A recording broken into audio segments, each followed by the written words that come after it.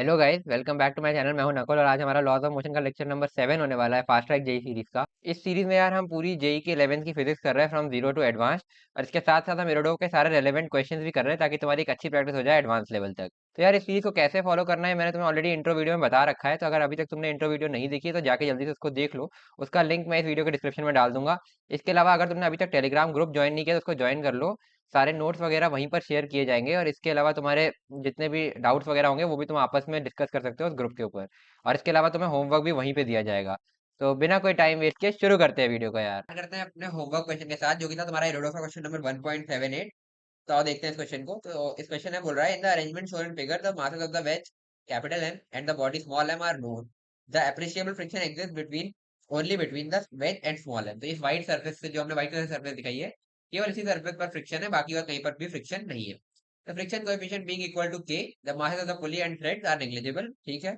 Acceleration of body small m बताना है relative to this surface, यानी कि ग्राउंड फ्रेम में basically acceleration of small m बताना है। तो पहले एक बार देखने की मोटा मोटा कोशिश करते हैं कि होगा क्या।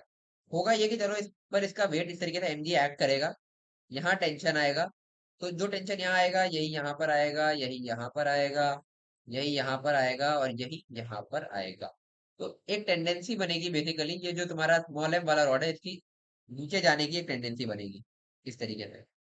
सपोज ये कुछ ए स्मॉल एम एक्सेलरेशन से ग्राउंड फ्रेम में नीचे जा रहा है, और जब इसकी ये टेंडेंसी बनेगी तो क्योंकि ये धागा ये पुली से अटैच है और इस पर एक ये टी फोर्स एक्ट कर रही है, तो इसकी इधर जाने की टेंडेंसी बनेगी जो वेज है तुम्हारा, और उसका एक्सेलरेशन मैंने सपोज मान लिया कैपिटल है।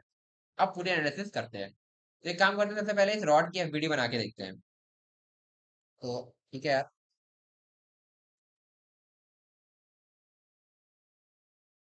तो ये है तुम्हारी रॉड, है ना।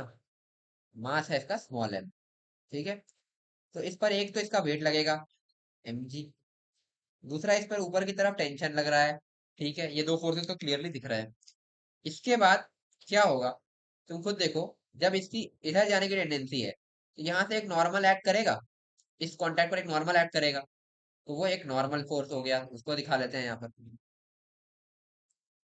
और हमने बोला इसका नीचे की तरफ ए स्मॉल एम एक्सेलरेशन है, तो फ्रिक्शन इसको अपोज करना चाहेगा, और वो भी अपनी मैक्सिमम वैल्यू पर चलेगा। अगर ये एक्सेलरेट कर रहा है तो इसको मैं म्यू नॉर्मल बोल सकता हूँ, जो कि तुम्हारा फ्रिक्शन है। ठीक है। तो ये हो गया। ठीक है। अब इसके बाद तो ये इस पे सारे फोर्सेस हमने दिखा लिए और इस पर कोई फोर्स है नहीं। अब हम बात करते हैं इस वेज की। तो वेज को बना लेते हैं। बेसिकली इस तरीके का कुछ तुम्हारा वेज है जिसका मास है कैपिटल है। एक चीज ध्यान रखने वाली है कि ये जो ये वाला पुली था ना, ये इससे ही अटैच्ड है। इस पर एक ये स्ट्रिंग ऊपर से आ रही है और एक ये स्ट्रिंग आगे जा रही है। तो ये जो पुली है तुम्हारा, ये बेसिकली इस वेज से ही अटैच्ड है। ये यहाँ पे दिख रहा है। ठीक है। तो चलो अब इसका एनालिसिस करते हैं। तो इस पर एक तो लगेगा इसका weight capital M G, plus वही नॉर्मल जो वहां लग रहा था वो इस पर यहाँ से ऐसे लग जाएगा। ये हो गया। एक ये टेंशन था इस पर, और एक ये टेंशन था। ठीक है। ये हो गया। और उसके अलावा यहाँ पर लगने वाला जो फ्रिक्शन था वो इधर भी लगेगा, है ना। जो फ्रिक्शन उस पे ऊपर लग रहा था इसको नीचे अपोज करेगा इस तरीके से। ठीक है। खैर इस वर्टिकल डायरेक्शन की फोर्सेस से हमें लेना देना नहीं है, तो इनको तुम इग्नोर कर सकते हो बेसिकली, इसको फ्रिक्शन को, इस टेंशन को, वेट को। तो अभी हम बेसिकली अगर हम यहाँ से इस डायरेक्शन में इक्वेशन लिखना चाह रहे हो, इस एक्सेलरेशन ए कैपिटल एम हमने माना हुआ, इस डायरेक्शन में इक्वेशन लिखना चाह रहे हैं, तो हम लिखेंगे टेंशन माइनस नॉर्मल। ये देखो दो फोर्सेस हैं, is to capital M A capital M. ठीक। ये हो गया। यहां से तुम इक्वेशन लिख सकते हो, इसमें एक्स डायरेक्शन में केवल एक ही फोर्स है, तो N is equal to small m times A of small m. ठीक है, ये हमने लिख लिया। उसके अलावा ये लिख सकते हो, सॉरी, हाँ ठीक है, ये हो गया, है ना। ये जो ए ऑफ स्मॉल एम है बेसिकली, एक मिनट रुक जाए, कुछ गड़बड़ हो रहा है क्या।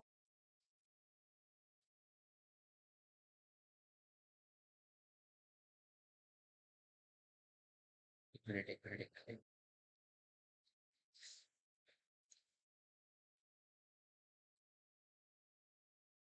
एक काम करते हैं ना, इसको हम सूडो फोर्स से करते हैं, है ना। तो सपोज मैं इसको रेस्ट पे मान लेता हूँ, तो ये खत्म हो जाएगा। ठीक है, ये सारी चीज खत्म हो जाएगी। ठीक है, तो इसको अगर मैंने रेस्ट पे मान लिया, तो इस पर ये जो नॉर्मल फोर्स है, ये तो नहीं लगेगा क्योंकि अभी रेस्ट पर है, तो फिर नॉर्मल काय का, है ना। बट एक स्यूडो फोर्स आएगा, जो कि होगा जिसको देख रहे हैं उसका मास, और जहां से देख रहे हैं उसका एक्सेलरेशन। तो इस तरीके से एक स्यूडो फोर्स लगेगा इस पर, तो ये हो जाएगा जिसको देख रहे हैं उसका मास, और जहां से देख रहा है उसका एक्सेलरेशन, मतलब एक्सेलरेशन ऑफ कैपिटल एम। ठीक है, ये हो गया।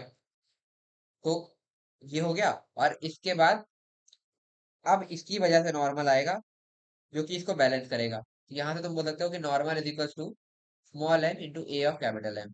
ठीक है, ये एक चीज आ गई तुम्हारे पास। ठीक है, ये हमने इसके एनालिसिस के लिए किया। और यहाँ पर हम क्या कर रहे हैं, यहाँ पर हम ऐसे ही जा रहे हैं, ठीक है, कि ये मूव कर रहा है तो हम इसके लिए बात कर रहे हैं। यहाँ पर हमने क्या किया, ये बेसिकली हमने इसको हमने देख लिया, इसके रिस्पेक्ट में, वेज के रिस्पेक्ट में हमने रॉड को देख लिया। तो हमें एक ये स्यूडो फोर्स आ जाएगी हमारी, इसको मैं लिख भी देता हूँ, चलो ऐसे करके, कि ये तुम्हारी स्यूडो फोर्स है। ठीक है, ये वाली, क्योंकि बेसिकली क्या, जो हम एनालिसिस कर रहे हैं, वो हम बेसिकली वेज पर बैठ के कर रहे हैं। तो वेज पर बैठकर हम इस पे स्यूडो फोर्स लगाएंगे, तो जिसको देख रहे हैं उसका मास यानी कि ये, और जहां से देख रहे हैं उसका एक्सेलरेशन यानी कि कैपिटल एम का एक्सेलरेशन, ये हो जाएगा। और फिर इसको बैलेंस करने के लिए इधर से ये नॉर्मल आ जाएगा, तो नॉर्मल की वैल्यू हमने ये ली। ठीक, अब ये गलत है। तो ये हमने यहाँ पर एक इक्वेशन लिखी हुई थी एक्चुअली। यहाँ पर जरा हम ये नॉर्मल की वैल्यू रख के देख लेते हैं, small m into A of capital M. तो tension minus small m into A of capital M is equal to capital M a of capital M. तो ये एक इक्वेशन अपने पास आ गई। दूसरा, अब हम इसमें जरा वाई डायरेक्शन में इक्वेशन लिखते हैं, तो हम लिखेंगे एम जी माइनस टेंशन माइनस फ्रिक्शन। ठीक है, M ji minus tension minus friction is equal to small m A small m. ठीक है, तो ये लिखते हैं। तो एम जी माइनस टेंशन माइनस फ्रिक्शन को म्यू नॉर्मल लिखा था, is equal to small m A small m. ठीक है, जरा ये नॉर्मल की वैल्यू रख दो यार, एम जी minus tension minus mu, normal की वैल्यू हमने यहाँ पे लिखी हुई है ना, small m into A of capital M, small m into A of capital M is equal to M into small A of small m. ये हो गई तुम्हारी इक्वेशन नंबर 2। अभी तुम्हारे पास दो इक्वेशन है बेसिकली, ये जो 1 और 2 से मैंने लिखी हुई है। अननोन क्या है, स्मॉल, ये कैपिटल टी। ठीक है, ए स्मॉल, ए कैपिटल एम और ए स्मॉल एम। तो 2 इक्वेशन 3 अननोन है। तीसरी इक्वेशन कहाँ से आएगी भाई, कंस्ट्रेंट। तो अब आओ इसमें कंस्ट्रेंट लगाने की कोशिश करते हैं। एक काम करते हैं, फिगर को नीचे ले लेते हैं, ठीक है।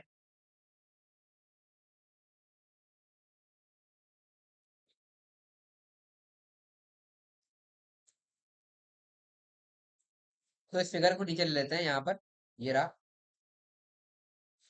ठीक है, ये हो गया तुम्हारा फिगर। अब इसमें कंस्ट्रेंट लगाते हैं, ठीक है, जरा ये फोर्सेस में थोड़ी बहुत हटा देता हूँ, यहाँ से हट जाए तो।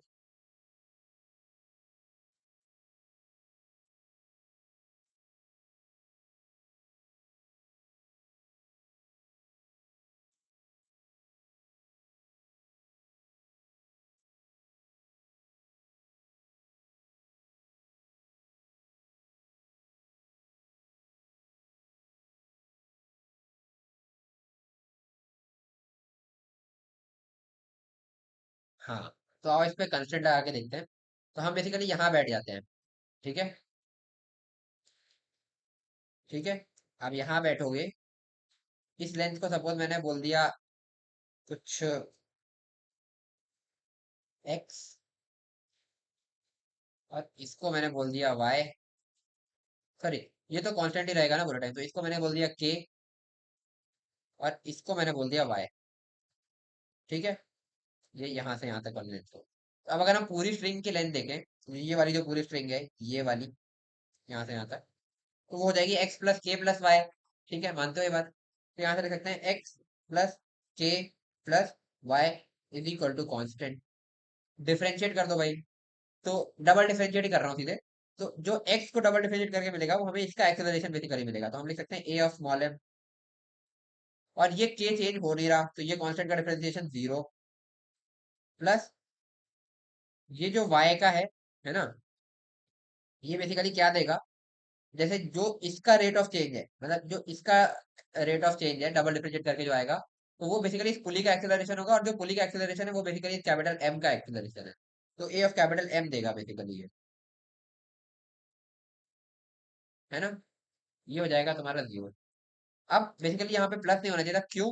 क्योंकि अगर ये एक्स बढ़ेगा तो वाई घटेगा, तो इसलिए यहाँ पर एक ये माइनस साइन आ जाएगा बस।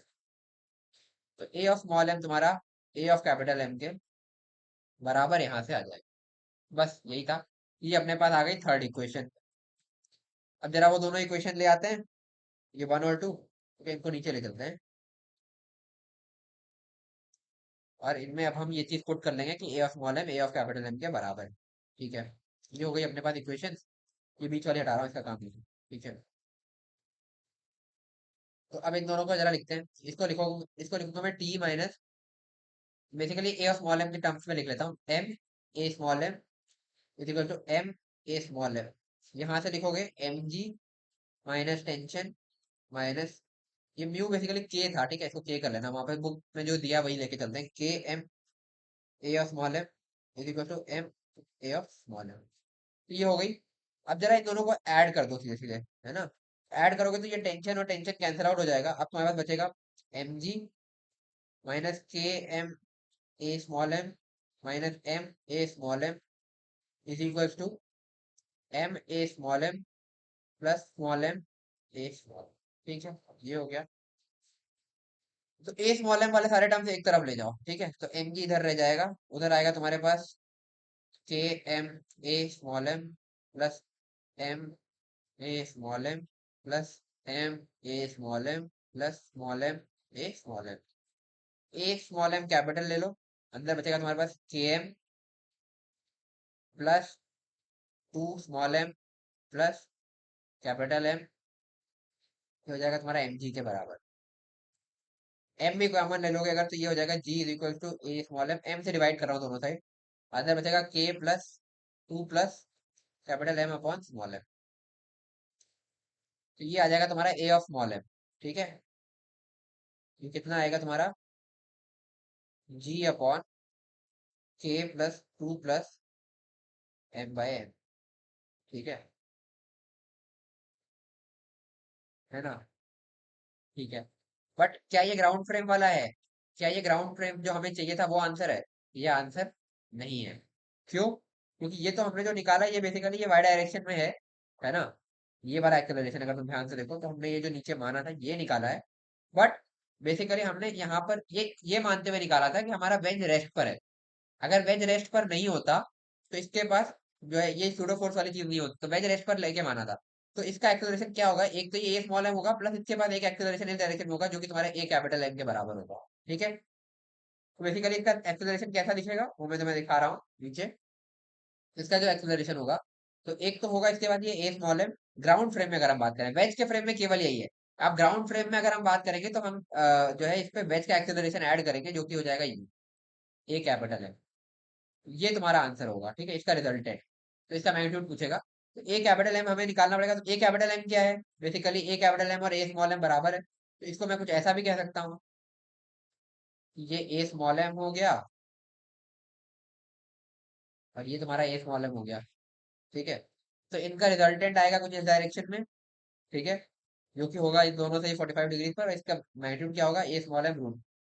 ये तुम्हारा आंसर हो जाएगा। तो आंसर मैं एक बार फिर से लिख देता हूँ, वो हो जाएगा तुम्हारा √2g for k plus 2 plus M by small m, k plus 2 plus M by small m. ये हो जाएगा तुम्हारा आंसर। एक बार चेक भी कर लेते हैं, बस बुक यहीं पे पड़ी होगी। ठीक है, बाकी मेरे ख्याल से यही आंसर है।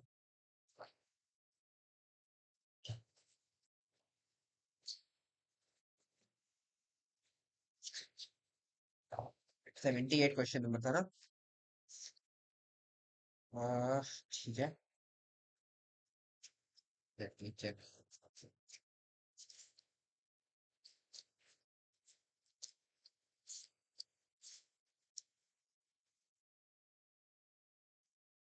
हाँ ठीक है, तो सही आंसर है हमारा एकदम। तो ये हमारा आंसर हो जाएगा। तो यही सारी चीजें थी। एक बार फिर से मैं तुम्हें एक्सप्लेन कर देता हूँ पूरे क्वेश्चन में क्या क्या था, और उसके बाद अगर तुमसे खुद से हो गया ना तो बहुत अच्छी बात है, नहीं हुआ था तो ठीक है, कोई दिक्कत नहीं, थोड़ा सा ट्रिकी क्वेश्चन था।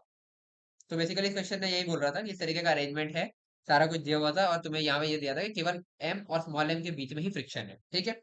खैर इसको बिना स्यूडो फोर्स के भी जा सकते थे हम, बट वो थोड़ा सा लेंथी मेथड होता। पहले मैं सोच रहा था वैसे ही कराने को, बट स्यूडो फोर्स से इजीली हो गया तो वो कर लेते हैं ना, ठीक है। तो ये हो गया। तो हमने पहले एफबीडी बनाया इस तरीके से सूडो को दिखा के, फिर हमने एक इक्वेशन लिखी, फिर हमने इसके लिए इक्वेशन लिखी। अब यहाँ पर पॉइंट पकड़ने वाला क्या था कि गलती क्या होती है कि हम बेसिकली ये टी इग्नोर कर देते हैं कई बार। पर ऐसा नहीं है क्योंकि ये इसी पर जुड़ा हुआ है ना, तो ये इसी टी की वजह से तो ये पूरा ब्लॉक आके बढ़ेगा। तो ये वाली इक्वेशन बहुत इंपॉर्टेंट है कि कैसे लिखी। टी माइनस इधर से एक नॉर्मल था, ये नॉर्मल मैं यहाँ पे लिखना भूल गया क्या, एक मिनट यहाँ बना के दिखा देता हूँ, ये रहा। तो टी माइनस नॉर्मल ये शायद रिलीज हो गया होगा इस तरीके से। और ये हो गया तुम्हारे पास एक इक्वेशन, ठीक है। और इस तरीके से हमने फिर दो इक्वेशन लिखी, फिर हमने यहाँ से ये कंस्ट्रेंट लगाया। कंस्ट्रेंट तो अब तक समझ ही गए होगे, ये वाली लेंथ कांस्टेंट है, फिर एक्स और वाई में इस तरीके से रिलेशन निकाला। ये अपने को यहाँ से ये वैल्यू मिल गई। फिर ये यहाँ से थ्री इक्वेशन थ्री अननोन से सॉल्व करते करते फिर हम ये ले आए। फिर उसके बाद ध्यान ये रखना है कि ये जो हमने ए स्मॉल एम निकाला है, ये बेसिकली उस रॉड का नीचे की तरफ एक्सेलरेशन था। और ये हमने तब माना है जब हमने इस वेज को रेस्ट पे माना है। और अगर हम ग्राउंड फ्रेम से बात करें तो वेज रेस्ट पर नहीं है, तो वेज का जो एक्सेलरेशन ए कैपिटल एम है, क्योंकि ए स्मॉल एम के बराबर ही है, वो इसमें ऐड होगा जो चीज हमने यहाँ पे करी। तो नेट एक्सेलरेशन ये आएगा, ए एम और ए एम ये दोनों सेम मैग्नीट्यूड के, तो a m root two answer होना चाहिए। ये हो जाएगा तुम्हारा आंसर। तो बस यही था। अच्छा क्वेश्चन था यार ये, अगर खुद से हो गया था तो अच्छी बात है, नहीं तो ठीक है। अब आगे बढ़ते हैं।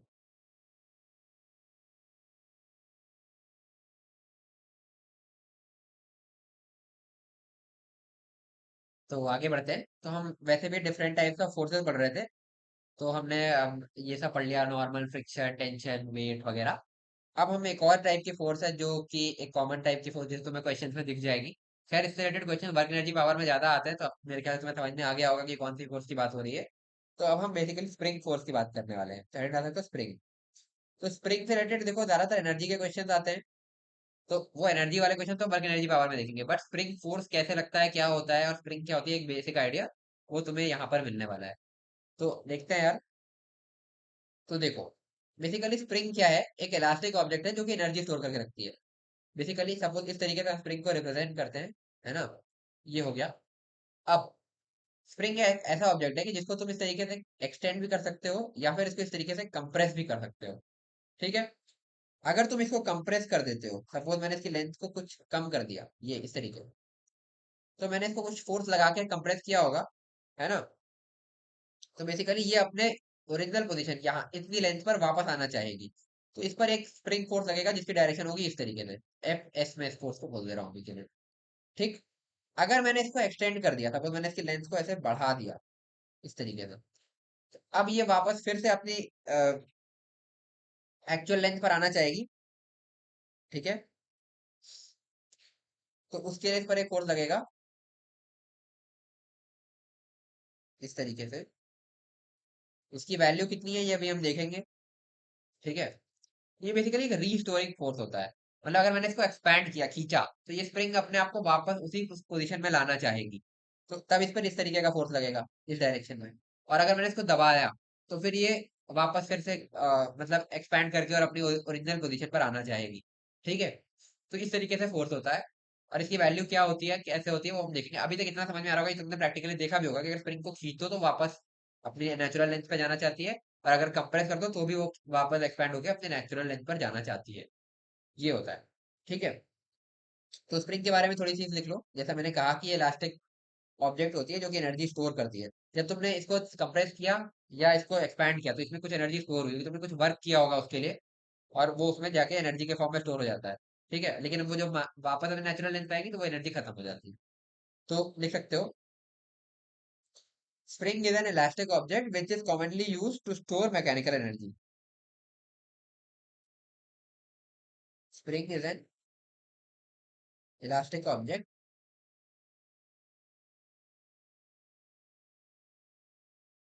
which is commonly used to store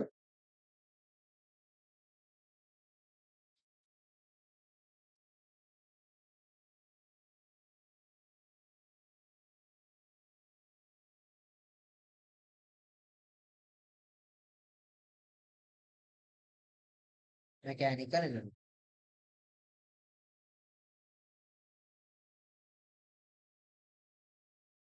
ठीक है। अब इसके बाद In mechanics, spring is treated as ideal.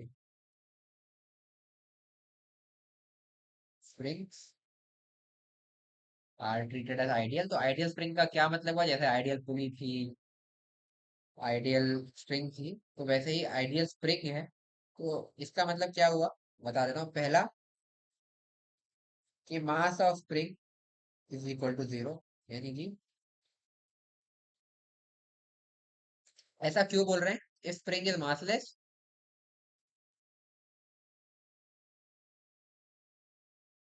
then force is same throughout the spring. Then force is same throughout the spring. जैसा हमने स्ट्रिंग के केस में भी देखा था, अगर स्प्रिंग स्ट्रिंग का मास होगा तो हर पॉइंट पर टेंशन डिफरेंट होती थी, बट अगर स्प्रिंग खुद स्ट्रिंग मासलेस होती थी तो हर पॉइंट पर टेंशन सेम होती थी। वैसे ही स्प्रिंग के लिए है कि अगर स्प्रिंग मासलेस होगी तो हर पॉइंट पर जो फोर्स होगी, स्प्रिंग फोर्स, वो सेम होगी। अब ये स्प्रिंग फोर्स होती कितनी है, इसके लिए हम सेकंड पॉइंट इसी में लिख रहे हैं कि it always obeys Hooke's law. ये आइडियल स्प्रिंग की निशानी है, हुक्स लॉ। और हुक्स लॉ क्या कहता है? हुक्स लॉ कहता है एफ स्प्रिंग, मतलब जो स्प्रिंग फोर्स है, वो होगा माइनस के एक्स के बराबर। ठीक है, माइनस के एक्स है ना। तो बेसिकली डायरेक्शन तो मैंने तुम्हें समझा दिया था कि अगर हम एक्सपैंड करेंगे तो इस तरीके से और कॉन्ट्रैक्ट करेंगे तो इस तरीके से। बट अब इसकी वैल्यू होगी माइनस के एक्स, वेयर ये एक्स जो है तुम्हारा, ये होगा एक्सपेंशन या कॉन्ट्रैक्शन लेंथ, है ना। तो सपोज जैसे ऊपर वाले केस में हम देख लें, इसको मैं बोलता हूँ कि कुछ इसकी लेंथ ही एक्स नॉट, है ना। इस एक्स नॉट लेंथ से हमने, एक मिनट रुको, इसको यहाँ तक थी ना, इस तरीके से एक्स नॉट लेंथ से अगर हमने इसको कुछ वैल्यू एक्सपैंड किया, सपोज मैंने वाई बोल दिया, तो इसका स्प्रिंग फोर्स होगा एफ एस इक्वल टू के वाई, क्योंकि एक्सपैंडेड लेंथ के वाई है। ठीक है, ये मैग्नीट्यूड बता रहा हूँ, डायरेक्शन तुमने देख ली। ठीक है, और सपोज इसको मैंने कुछ यहाँ से जेड लेंथ कॉन्ट्रैक्ट किया है, ये स्प्रिंग फोर्स हो जाएगी के जेड, जिसमें इसका, और के क्या है ना, के जो है, के है तुम्हारा स्प्रिंग कांस्टेंट।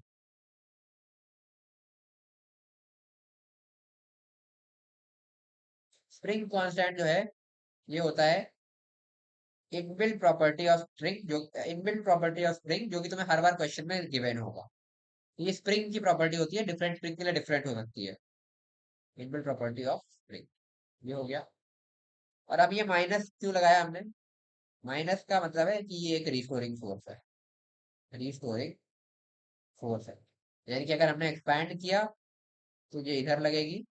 बेसिकली अगर y पॉजिटिव है, बेसिकली ये y अगर मैं इसको जीरो मान लूं, तो बेसिकली यहाँ से इसका स्प्रिंग का कोऑर्डिनेट पहले इनिशियली जीरो पर था, इस वाले में y पर गया, तो बेसिकली ये पॉजिटिव है, तो स्प्रिंग का डायरेक्शन, फोर्स का डायरेक्शन किधर दिख रहा है? इधर दिख रहा है। तो इसलिए इसका जो स्प्रिंग फोर्स, वैसे तो ये मैग्नीट्यूड लिखा है, बट हम इसकी स्प्रिंग फोर्स अगर लिखेंगे तो माइनस के वाई लिखेंगे, अगर हम इस डायरेक्शन को पॉजिटिव मान रहे हैं तो। इस हिसाब से तुम्हें समझ में आ रहा होगा, ठीक है। फिर यहाँ पर क्या होगा कि इसका, ये तो नेगेटिव में गया, ठीक है, तो स्प्रिंग का डायरेक्शन बिल्कुल इसका उल्टा है, इसलिए माइनस हमने लगाया। मैग्नीट्यूड होगा के जेड और डायरेक्शन ऐसे दिख रहा है, ठीक है। तो माइनस बेसिकली इसलिए है कि ये दिखा रहा है कि रिस्टोरिंग फोर्स, अगर कंप्रेस करेंगे, ऐसे कम किया, तो स्प्रिंग फोर्स उसको एक्सपैंड करने की कोशिश करेगा तो उल्टा लगेगा, ठीक है। एक्सपैंड किया तो स्प्रिंग फोर्स को वापस लाने की कोशिश करेगा तो फिर उल्टा लगेगा। तो इसलिए ये बस इतना दिखा रहा है कि ये एक्सपेंशन या कॉन्ट्रैक्शन के ऑपोजिट डायरेक्शन में फोर्स लगेगी, और ये इस तरह की रिस्टोरिंग फोर्स है। तो ये है तुम्हारा हुक्स लॉ। और यही है, मतलब बेसिकली ये पता होना चाहिए कि हुक्स लॉ कैसे वर्क करता है। बेसिकली ये चीज अगर तुम्हें पता है तो आप फोर्स से रिलेटेड तुम सारे क्वेश्चन कर लो। ये है मेन पॉइंट, ठीक है। आगे बढ़ते हैं। और एक चीज और, कि ये जो के है, ये इनवर्सली प्रोपोर्शनल होता है लेंथ ऑफ स्प्रिंग से, ठीक है। आगे बढ़ते हैं।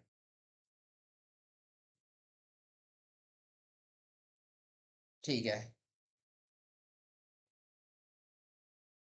अब एक पॉइंट तुम्हें ध्यान रखना है। Spring exerts force on connected object, मतलब बेसिकली वो जो एंड है, वहां पर कोई ना कोई ऑब्जेक्ट अगर तुमने जैसे ब्लॉक कनेक्ट कर दिया तो उस पर फोर्स लगेगा या नहीं लगेगा, तो spring exerts force on connected object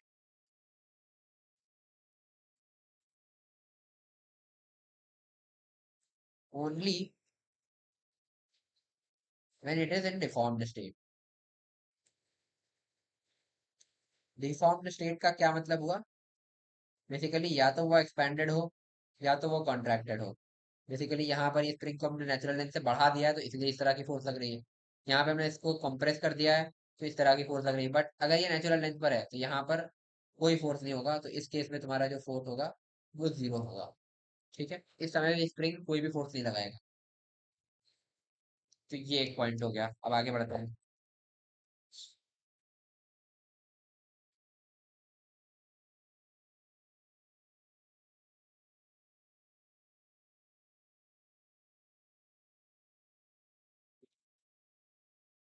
ठीक है, अब अगला पॉइंट ये है कि सपोज इस तरीके से ये कोई एक सीलिंग है।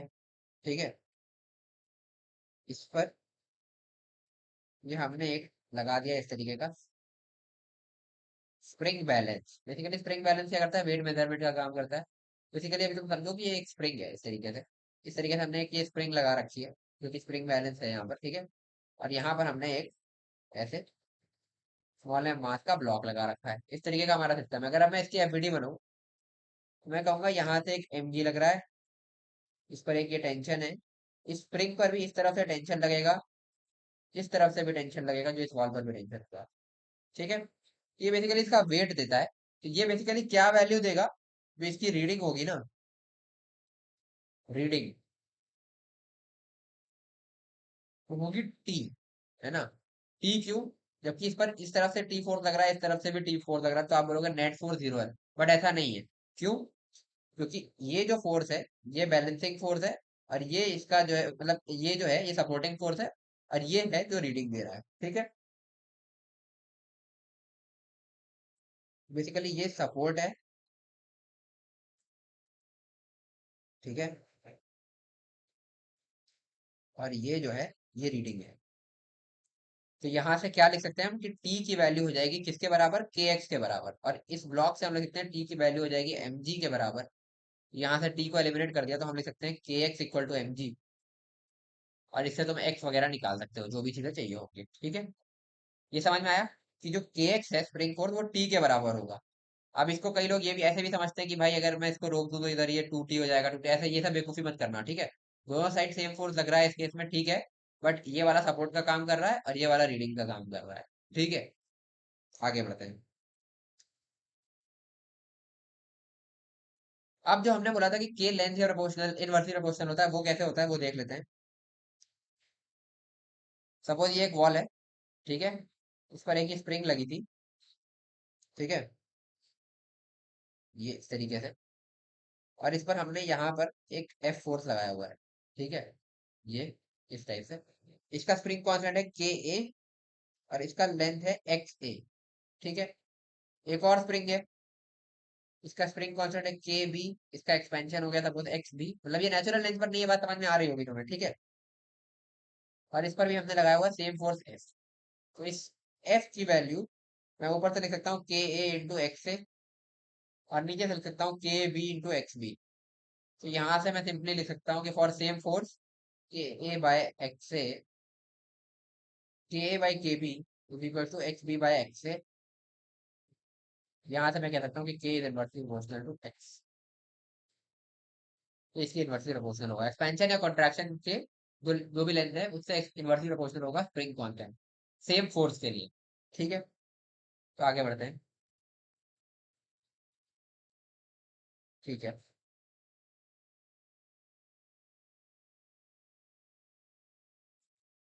अब एक छोटा सा क्वेश्चन करते हैं इस पर, इतने पार्ट पर। ठीक है, इसका देखो ऐसे क्वेश्चंस कम आते हैं, एडवांस में मिलेंगे तुम्हें, मेन में कम मिलेंगे। बट ये स्प्रिंग फोर्स कैसे लगता है तुम्हें पता होना चाहिए, क्योंकि आगे वर्क एनर्जी पावर में भी इसका यूज आएगा जहां पर हम स्प्रिंग की एनर्जी वगैरह लिखेंगे। ठीक है, तो ये हो गया। इस तरीके से एक वॉल है, यहाँ पर एक इस तरीके से स्प्रिंग लगी है जिसका स्प्रिंग कांस्टेंट है 2K। ठीक है, इस तरीके से ये है एक पुली जो कि यहाँ पर ऐसे फिक्स्ड है, फिक्स्ड पुली है। ठीक है। इससे यहाँ पर एक ये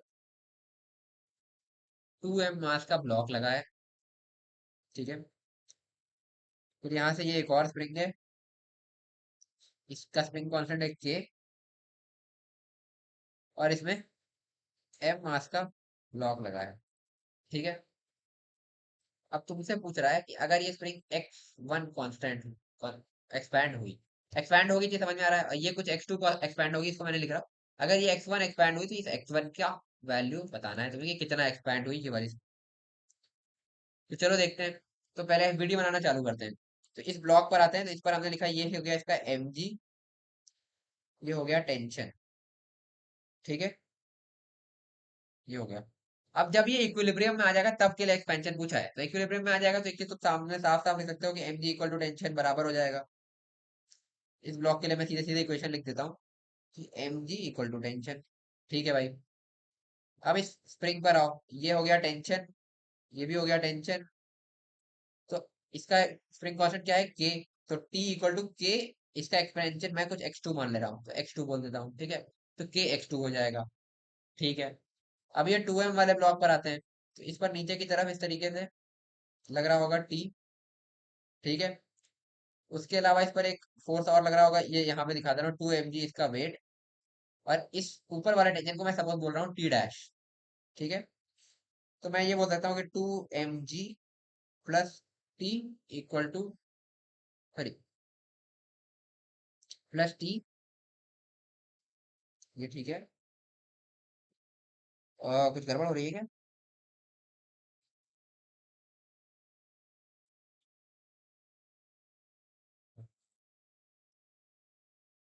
हाँ, 2mg plus T dash equal to T. ठीक है, ये मैं बोल सकता हूँ क्योंकि ऊपर नीचे टेंशन अलग है। ये इस block, sorry, 2mg plus T equal to T dash गलत लिख दिया। इस ब्लॉक के लिए मैंने लिखा है। ठीक है। और अब ये लास्ट, यहाँ पर मैं फिर से व्हाइट कलर चलो यूज कर लेता हूँ। इस पर लगेगा टी डैश, ये समझ में आ ही रहा होगा क्योंकि यहाँ पर टी डैश है पूरे फिलिप है। ठीक है। तो टी डैश इक्वल टू, और यहाँ पर फिर ये टी डैश ही होगा। ठीक है। तो T dash equal to 2k x1, ये आखिरी इक्वेशन। हमें ये बेसिकली x1 निकालना है, तो इक्वेशन कितनी, अननोन कितने, ये देख लो पहले।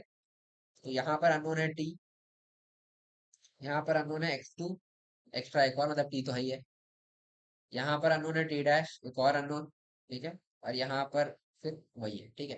तो ये बेसिकली ठीक है, एक मिनट, यहाँ पर कुछ और है, यहाँ पर x1। तो फोर इक्वेशन, फोर अननोन। ठीक है, अपने को बेसिकली x1 चाहिए, तो सबसे पहले तो t को हटाते हैं। तो यहाँ से इन दोनों से मैं लिख लेता हूँ mg इक्वल टू के x2। ठीक है, ये खत्म। यहाँ से टेंशन की वैल्यू अगर मैं mg रख दूँ, तो इसको मैं लिखता हूँ 2mg plus mg is equal to T dash, यानी कि 3mg is equal to T dash. ये एक चीज आ गई। और इसको मैं यहाँ पे पुट कर दूं तो मैं यहाँ से लिख सकता हूँ टी डैश इक्वल टू, क्या था, 2k x1। तो टी डैश की वैल्यू 3mg रख देता हूँ, तो 3mg equal to 2k x1। तो x1 की वैल्यू आ जाएगी तुम्हारी 3mg/2k। तो यही अपने को चाहिए था, ये आंसर है। अब तुम सोचोगे कि फिर ये वाला हमने क्यों किया, ये mg इक्वल टू के x2। ये बेसिकली इसलिए किया कि अगर x2 भी चाहिए हो तो वो तुम mg/k सीधे लिख सकते हो। x2 पूछा नहीं था बट x2 भी निकल गया है इस तरीके से। तो इस तरीके से सारी चीजें इसमें सॉल्व होती है।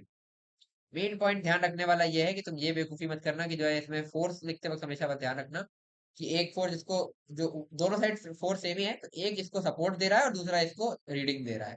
ठीक है। इसी तरीके से हम t इक्वल टू के x2 लिखेंगे, ऐसे हमने यहाँ वाले पे t डैश इक्वल टू के x1 लिखा था।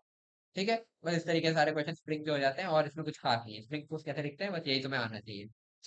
आगे बढ़ते हैं। अब इसके बाद हम इसमें कुछ कॉम्बिनेशन ऑफ स्प्रिंग यूज करते हैं, तो उनको और समझ लो, फिर स्प्रिंग की थ्योरी तुम्हारी कंप्लीट हो जाएगी। इसके बाद की सारी थ्योरी स्प्रिंग की हम वर्क एनर्जी पावर के टाइम पर।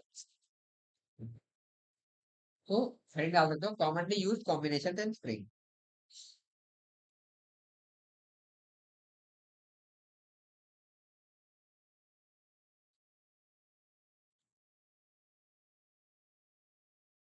कॉमनली यूज कॉम्बिनेशन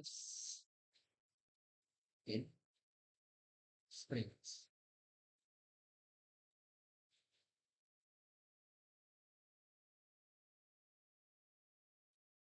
तो इसमें पहला है तुम्हारा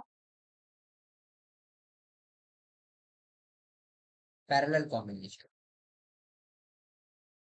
अब पैरेलल कॉम्बिनेशन का मतलब क्या हुआ, देखते हैं। तो बेसिकली सपोज ये इस तरह की वॉल है,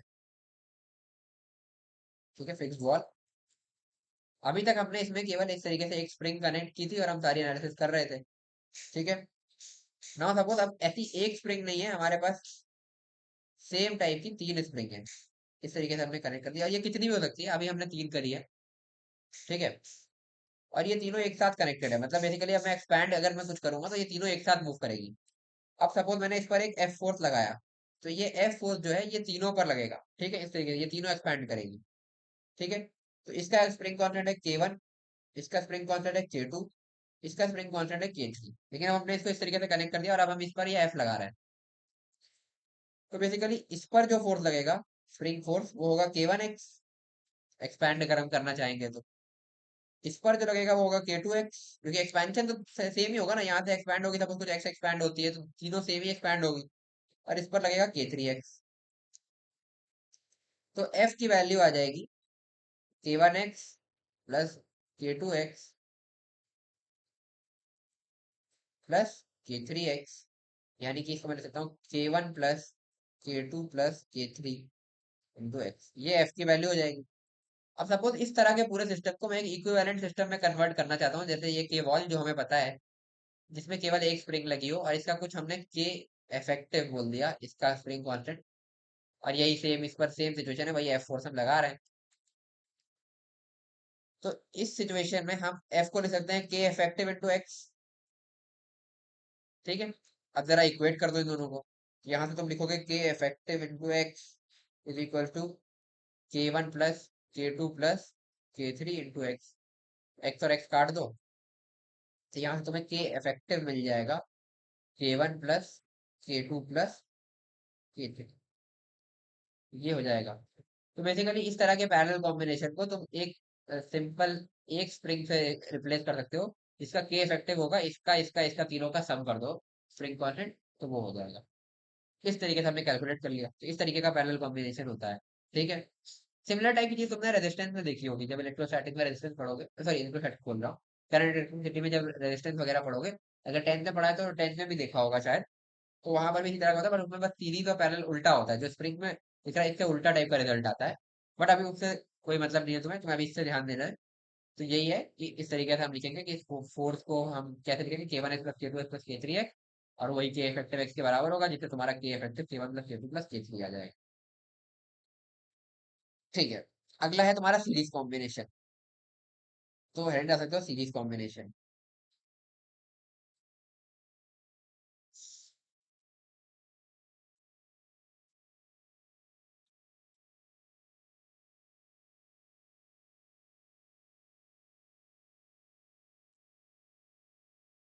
तो सीरीज कॉम्बिनेशन को समझते हैं।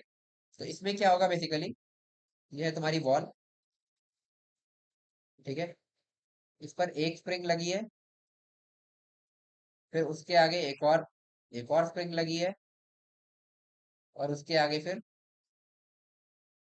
एक और स्प्रिंग लगी है। और इस पूरे के पूरे सिस्टम को हम आगे कुछ एफ फोर्स से खींच रहे हैं, ठीक है। अब होगा क्या, जब इसको खींचोगे तो सपोज इसमें कुछ एक्सपेंशन आएगा x1, इसमें कुछ आएगा x2, और इसमें कुछ आएगा x3, तीनों में कुछ कुछ एक्सपेंशन आएगा, ठीक है। अब हमने करना क्या है, इसकी जगह हमें एक स्प्रिंग चाहिए, फिर वही चीज है ना, जिसका के इफेक्टिव हो और वही हमने एफ फोर्स लगाया हो। तो अब ध्यान देने वाली बात क्या है, कि जो इस इफेक्टिव वाले स्प्रिंग में एक्सपेंशन होगा वो कितना होगा, x1 plus x2 plus x3, है ना, ठीक है। तो एक चीज हमें समझ में आ गई कि जो x है, बेसिकली ठीक है, ये हो गया, ठीक है। तो f जो होगा तुम्हारा वो होगा k effective x1 plus x2 plus x3, और f जो है इसके अलावा यहाँ से लिख सकते हो, इसका सपोज K1 था, इसका K2 होगा, इसका K3 होगा, तो F K1x1 equal to K2x2 equal to K3x3, ये तीनों के भी बराबर होगा। तो K1x1 equal to K2x2 equal to K3 X3। ये मैंने कैसे लिखा है ये समझ लो, ठीक है, थोड़ा सा डिटेल में। ये F है, यहाँ भी F है, यहाँ भी F है, यहाँ भी F है, यहाँ भी F है, और यहाँ भी F है। वही जिस तरीके से मैंने तो बताया था, सपोर्ट और उस टाइप का। तो इस वाली स्प्रिंग के लिए तुम सिंपली लिख सकते हो F equal to K1 X1।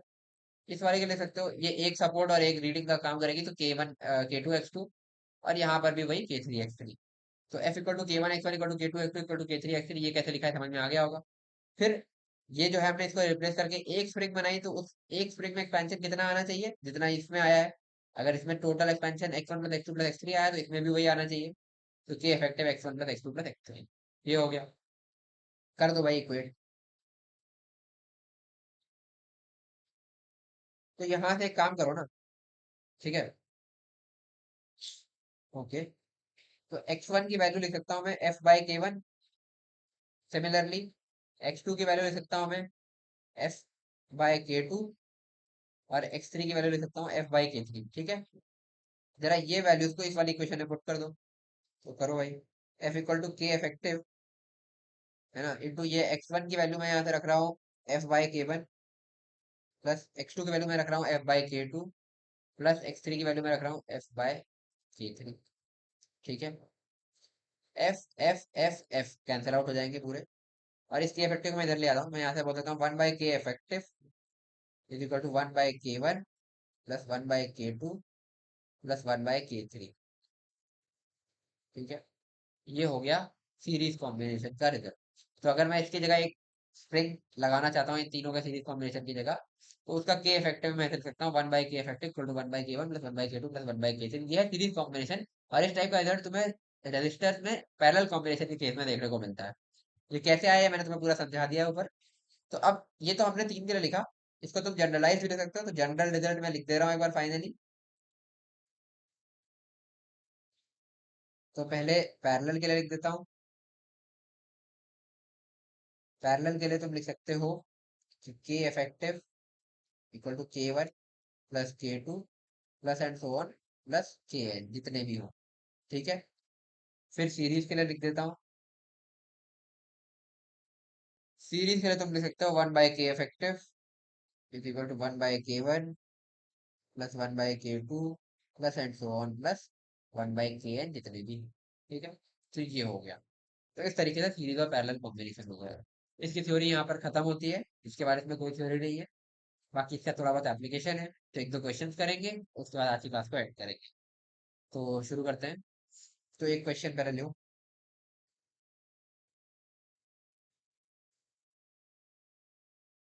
ठीक है। ये क्वेश्चन मैं अपनी तरफ से करा रहा हूँ। अच्छा क्वेश्चन, इस तरीके का एक इंक्लाइंड प्लेन गिवन है, ये फिक्स्ड है, इस पर ये इस तरीके से एक स्प्रिंग लगी है।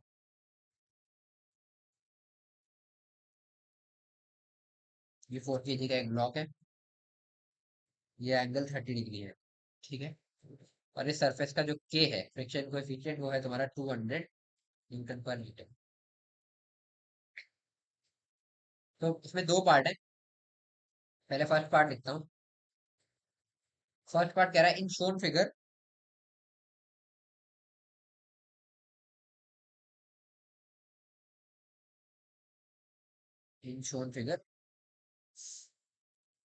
The extension produce in the spring when block is in equilibrium.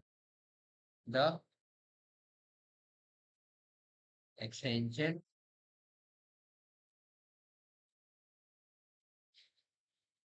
Produce in the spring when the block is in equilibrium. जब ब्लॉक इक्विलिब्रियम में होगा तो एक्सटेंशन कितना होगा, ठीक है।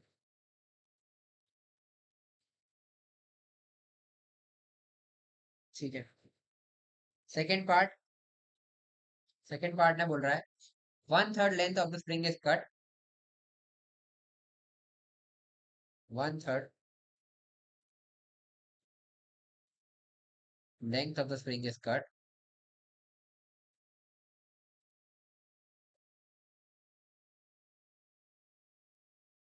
and that part is removed.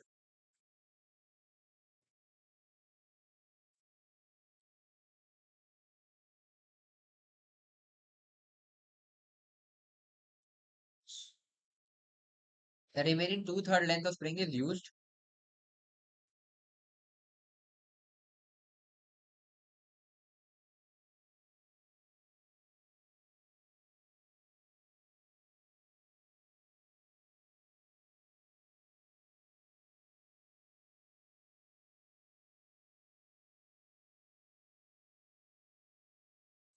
to hold the block or in to hold the block similarly, जैसा ऊपर के फिगर में है। to hold the block similarly, basically length को टू थर्ड कर दिया।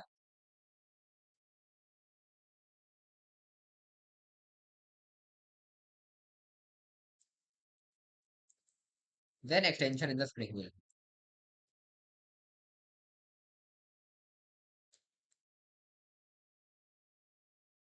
ओके,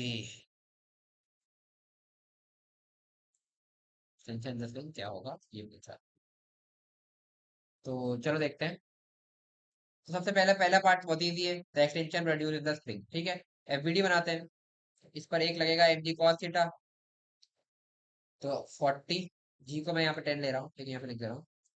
cos 30, cos 30 यानी कि √3/, ठीक है। इससे अपने को मतलब नहीं है। और इधर लगेगा 40 × 1/2 mg sin 60, mg sin 30, इस तरीके से। तो ये 40 × 1/, ठीक है। तो बेसिकली ये जो टेंशन यहाँ पर जो फोर्स आएगा, बेसिकली ये जो लोड पे फोर्स है, बेसिकली अगर मैं स्प्रिंग की बात करूँ, अगर मैं स्प्रिंग को केवल यहाँ पे बना रहा हूँ, तो स्प्रिंग पर फोर्स कितना लग रहा है, ये 40 × 1/2 यानी कि 20 न्यूटन। तो बस सिंपली लिख दो यार, 20 = kx, 20 = kx। तो 20 = k की वैल्यू दी हुई थी क्या? ओ सॉरी, ये मैंने फ्रिक्शन कोएफिशिएंट बोल दिया था क्या? सॉरी, फ्रिक्शन नहीं है ये, के जो है ये बेसिकली इसका है, न्यूटन पर मीटर। स्प्रिंग कांस्टेंट तो 200 हो जाएगा। तो ये हो गया इक्वल टू 200x। तो x की वैल्यू आ जाएगी 1/10, यानी कि 0.1 मीटर, ठीक है। ये तो बहुत ईजी था। सेकेंड पार्ट है, बोल रहा है ये जो स्प्रिंग है इसको हमने कट कर दिया और इसके दो पार्ट कर दिए। एक इसका 1/3 लेंथ हो गया, जैसे अगर इसकी लेंथ l थी तो ये l/3, और एक हो गई ये 2l/3, ठीक है, ओके। और इसका स्प्रिंग कोएफिशिएंट सपोज k था, स्प्रिंग कांस्टेंट। अब अगर हम फॉर सेम फोर्स बात कर रहे हैं, जब हमने ऐसा कर दिया तो इसका तो जो ये होगा, है ना, सपोज इसका k1 हो गया ये, है ना, और ये k2 हो गया, ठीक है, इस तरीके से। तो ये जो, अगर इसकी लेंथ मैं L2 बोल रहा हूँ, तो L2 अगर 12/3 है, तो K2 जो हो जाएगा वो इसका रेसिप्रोकल बेसिकली 3K/2 हो जाएगा। ये हमने देखा भी था कि इनवर्सली वैरी करता है ना। बेसिकली मैं कहना क्या चाह रहा हूँ, इन दोनों स्प्रिंग्स के लिए मैं लिख रहा हूँ कि K/L is equals to K2/L2। तो K/K2, हाँ, इज इक्वल टू L/L2, यही लिखा है। तो यहीं से ये निकल करके आ जाएगा, ठीक है, यहाँ से ये चीज आ गई। तो K2 तुम्हारा 3K/2 हो जाएगा। अब सिचुएशन कैसी हो गई, स्प्रिंग लिख रहा हूँ, इसका स्प्रिंग कांस्टेंट है 3K/2, ठीक है। यहाँ पर फोर्स जो थी वो तो वही रहेगी, 20 न्यूटन, जो इस पे फोर्स थी। तो मैं 20 को लिख सकता हूँ 3K/2, यानी कि 3/2 इंटू के की वैल्यू कहती है 200। और अब इसका एक्सपेंशन को मैंने बोल दिया x2। ये x2 तुमसे पूछा है, तो ये हो जाएगा बेसिकली 20 × 2/200 × 3, यानी कि 1/15 मीटर। तो ये तुम्हारा हो जाएगा आंसर। तो इस तरीके से ये क्वेश्चन भी सॉल्व हो जाएगा। तो यार इसी तरह के क्वेश्चन आते हैं, इसमें और कुछ खास नहीं है। एक जेई एडवांस का वीवाईक्यू है, वो कर लेते हैं, फिर उसके बाद एंड करेंगे। तो एक मिनट।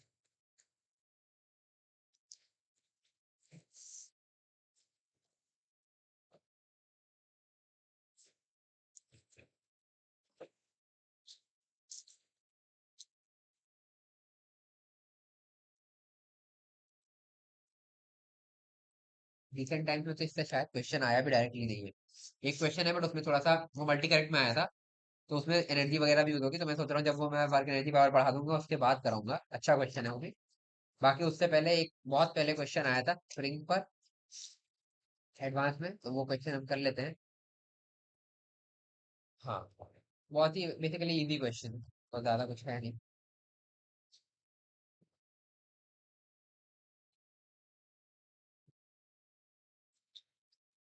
तो क्वेश्चन तुम्हारा कुछ इस टाइप का है। टू ब्लॉक्स, एक मिनट पहले लिख दूं इसे कब का है। ये बेसिकली क्वेश्चन है तुम्हारा जे एडवांस 2006 का। जे एडवांस 2006 का क्वेश्चन है ये। ठीक है, जैसे बोल रहा है two blocks A and B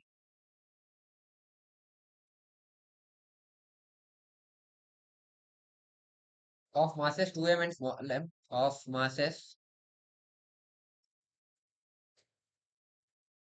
2m and small m, ठीक है, respectively are connected by a massless and inextensible string,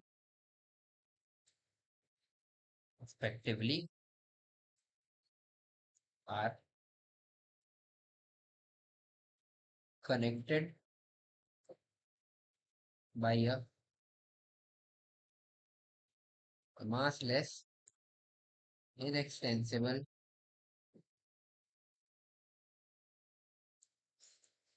string. The whole system is suspended by the whole system is suspended by the whole system is suspended by a massless spring as shown in figure. Figure अभी मैं बना रहा हूँ। massless spring as shown in figure. The magnitude of acceleration of A and B, the magnitude of acceleration of A and B immediately after the string is cut are respectively immediately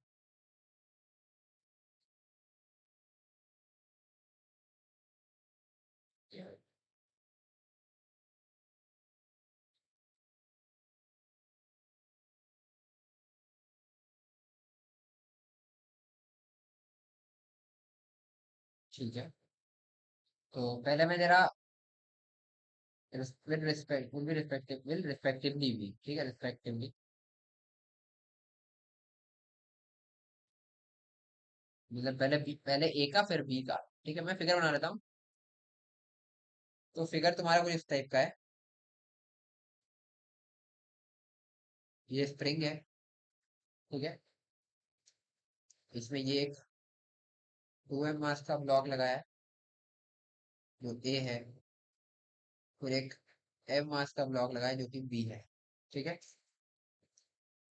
इस तरीके से तो जैसे ही हम इसको cut करेंगे spring को, तो हमें बताना है कि ए और बी का एक्सेलरेशन क्या क्या होगा।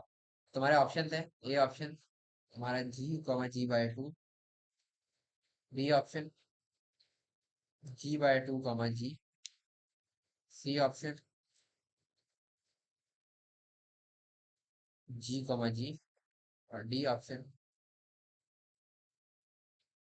g/2,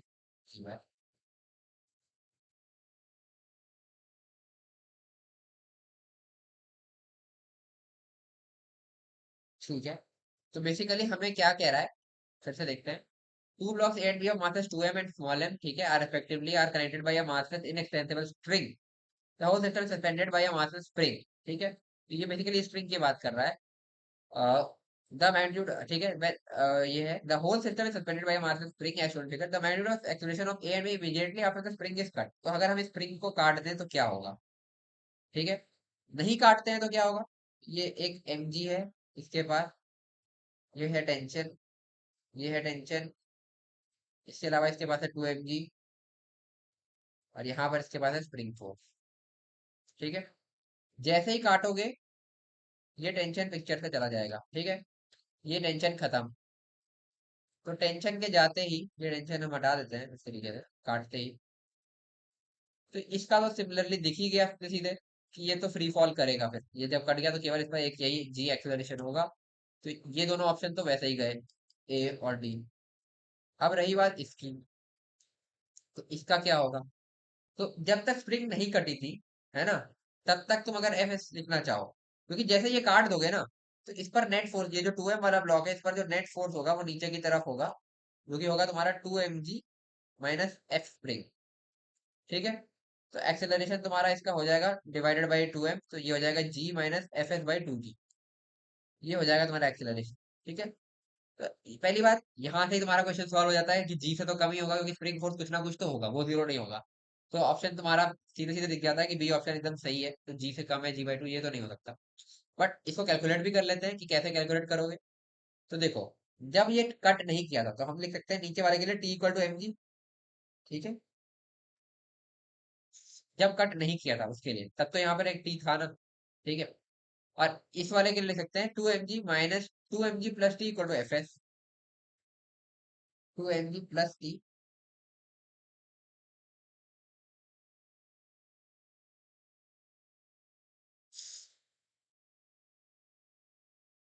equal to F S, ठीक है। ये हो गया, ये सही लिखा है ना मैंने, क्योंकि नीचे की तरफ टेंशन हुई, ठीक है। तो इन दोनों को जब तुम सब्ट्रैक्ट करोगे यहाँ से यहाँ, है ना, तो तुम ये लिख सकते हो यहाँ से यहाँ, ठीक है। ये टी की वैल्यू बेसिकली एम जी लिख देता हूँ, तो 2mg plus m g equal to F S. तो एफ एस की वैल्यू आ जाएगी तुम्हारी 3mg, है ना।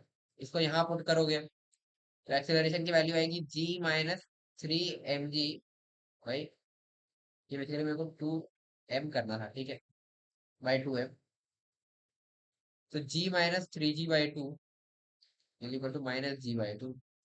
तो बेसिकली माइनस जी आ गया। इसका मतलब क्या है कि जब इसको कट करेंगे ना, जैसे ही इसको कट करेंगे यहाँ से, तो ये तो नीचे की तरफ भागेगा जी से, बट ये ऊपर की तरफ भागेगा जी/2 से, ठीक है, क्योंकि ये माइनस में आया है।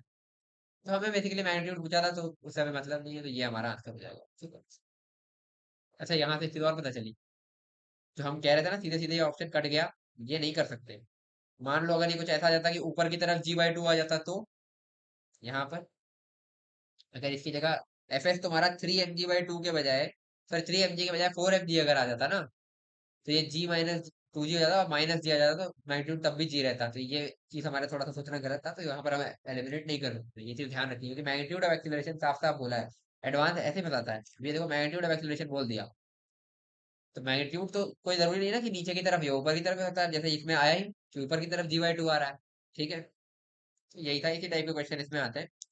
तो इससे ज्यादा कुछ और बचता नहीं है स्प्रिंग में। इसका एक अच्छा क्वेश्चन एडवांस का 2019 का है, ठीक है। बट वो क्योंकि मल्टी कैरेक्टर, उसमें स्प्रिंग एनर्जी वगैरह का भी यूज है, तो वो जब मैं पढ़ा दूंगा तो उसका बताऊंगा। और बाकी एरोडोम में ऐसा जिसके कुछ खास क्वेश्चन, एरोडोम में इसके क्वेश्चन है ही नहीं, तुम जाके खुद दे सकते हो। तो स्प्रिंग फोर्स के नहीं है, स्प्रिंग के क्वेश्चन हैं, वो आगे आएंगे जब वर्क एनर्जी भी हम पढ़ लेंगे तब, ठीक है। हमारा टॉपिक है सर्कुलर मोशन की डायनेमिक्स। तो बेसिकली हमने सर्कुलर मोशन, वैसे तो लोग अलग से चैप्टर पढ़ाते हैं, बट हमने से काइनेमेटिक्स वाला पार्ट उधर कर लिया था, मतलब जब हमने काइनेमेटिक्स पढ़ा था। अब इसका डायनेमिक्स वाला पार्ट, मतलब इसमें जो भी फोर्स वगैरह रिलेटेड एनालिसिस है वो, और इसके बाद इसका एक वर्क एनर्जी वाला पार्ट और बचता है, जो कि हम वर्क एनर्जी पावर जब पढ़ेंगे तब हम उसका एनालिसिस करेंगे, ठीक है। तो अब डायनेमिक्स वाला पार्ट इसका अब हम देखने वाले हैं। तो तुम हेडिंग डाल सकते हो, डायनेमिक्स ऑफ सर्कुलर मोशन। इसमें भी बेसिकली दो पार्ट है, सेंट्रीफ्यूगल फोर्स वाला तुम्हारा एक पार्ट है, और बैंकिंग वाला वो हम आगे पढ़ेंगे। अभी हम बेसिक डायनेमिक्स पढ़ रहे हैं बस, डायनेमिक्स ऑफ सर्कुलर मोशन।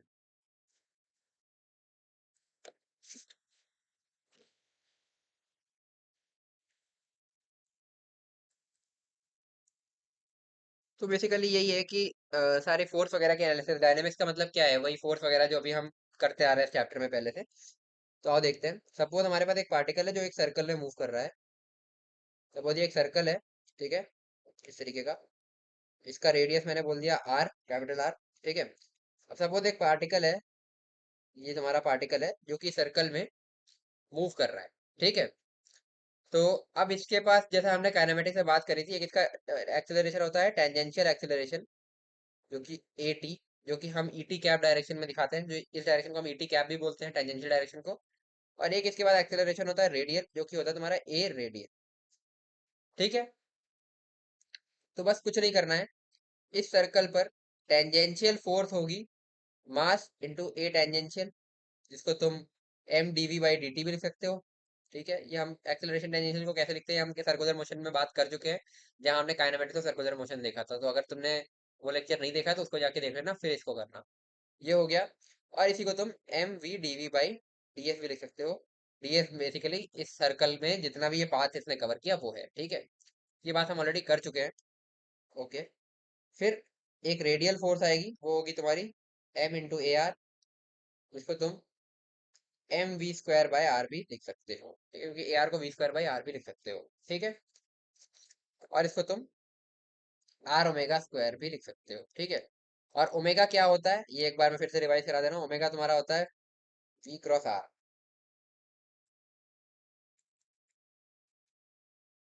और ओमेगा के मॉड को जनरली हम यूज करते हैं। ये ओमेगा बार था, तो वो होता है तुम्हारा, सॉरी सॉरी गलत कर दिया मैंने, वही तो सोच रहा था क्या कर। बेसिकली तुम्हारा जो v होता है वो होता है ω×r। ठीक है, तो यहाँ से तुम v के मॉड को लिखते हो r⍵। ठीक है, जो हम बेसिकली यूज भी करते हैं कई बार, और यही यहाँ पर हमने ये यूज किया है इसको लिखने के लिए। तो बस यही है, टेंजेंशियल फोर्स कैसे लिखोगे और रेडियल फोर्स कैसे लिखोगे, यही तुम्हें समझना होता है। ठीक है, ये हो गया। तो एक पार्टिकल जब सर्कुलर मोशन कर रहा होगा, अगर वो एक्सेलरेटेड सर्कुलर मोशन नहीं है, ठीक है, यूनिफॉर्म सर्कुलर मोशन है, यूनिफॉर्म सर्कुलर मोशन है, तो ये AT नहीं होगा उसके पास, केवल ये AR होगा। तो इस डायरेक्शन में जो भी नेट फोर्स होगी, है ना, सपोज कोई फोर्स F फाइनली एनालिसिस करने के बाद निकल करके आती है, तो वो जो F होगी वही तुम्हारी mv²/r के बराबर होगी, जो कि नेसेसरी सेंट्रीपिटल फोर्स प्रोवाइड कर रही होगी इस सर्कुलर मोशन को होने के लिए। जो मैं कह रहा हूँ इसका मतलब तुम्हें अभी क्वेश्चन से समझ में आ जाएगा। बेसिकली कोई पार्टिकल अगर मूव कर रहा है और उसमें इस तरीके से एक नेट फोर्स F आ रही है, तो वही तुम्हारी सेंट्रीपिटल फोर्स mv²/r के बराबर हो जाएगी, नेट फोर्स जो इस तरफ होगी। ठीक, और ये AT जो है, अगर ये AT प्रेजेंट है तो ये नॉन यूनिफॉर्म सर्कुलर मोशन होगा, और ये एक्सेलरेशन टेंजेंशियल जितना होगा इसको m से मल्टीप्लाई करेंगे तो टेंजेंशियल फोर्स तुम निकाल सकते हो। ठीक है, तो अगर तुम्हें नेट टेंजेंशियल फोर्स पता चल जाए तो तुम net tangential force, suppose sir कुछ मैं F डैश बोल रहा हूँ, इसको तुम m × AT लिख सकते हो, और यहाँ से तुम AT की वैल्यू F'/m भी लिख सकते हो। ठीक है, ये सारी चीजें अभी हम देखने वाले हैं आगे क्वेश्चन में। ठीक है, तो ठीक है, बस इतना बेसिक सी थ्योरी है इसकी। अब सीधे हम मेरेडोव का क्वेश्चन करेंगे, जिससे तुम्हारा ये कॉन्सेप्ट और स्ट्रेंथन होगा। तो क्वेश्चन लेते हैं। क्वेश्चन है तुम्हारा मेरेडोव का 1.83, यानी कि फर्स्ट चैप्टर का 83rd question.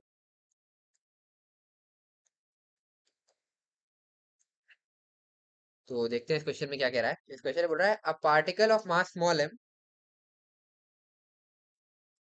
A particle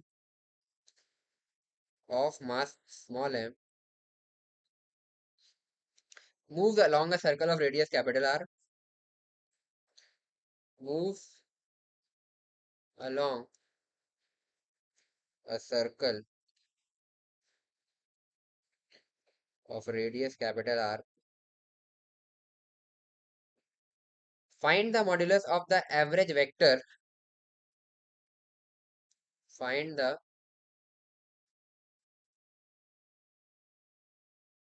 modulus of the average vector. Find the modulus of the average vector of the force acting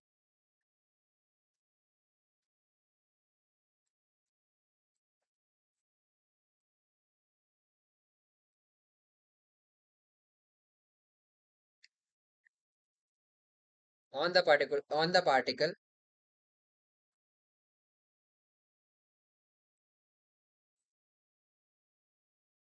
ठीक है, over the distance equal to over the distance equal to over the distance equal to a quarter of the circle. A quarter of the circle, ठीक है। If the particle moves, अब इसमें दो cases हैं, दोनों cases में अलग अलग आंसर आएंगे, तो वो दोनों केसेस में अलग अलग एनालिसिस भी करनी होगी। तो if the particle move,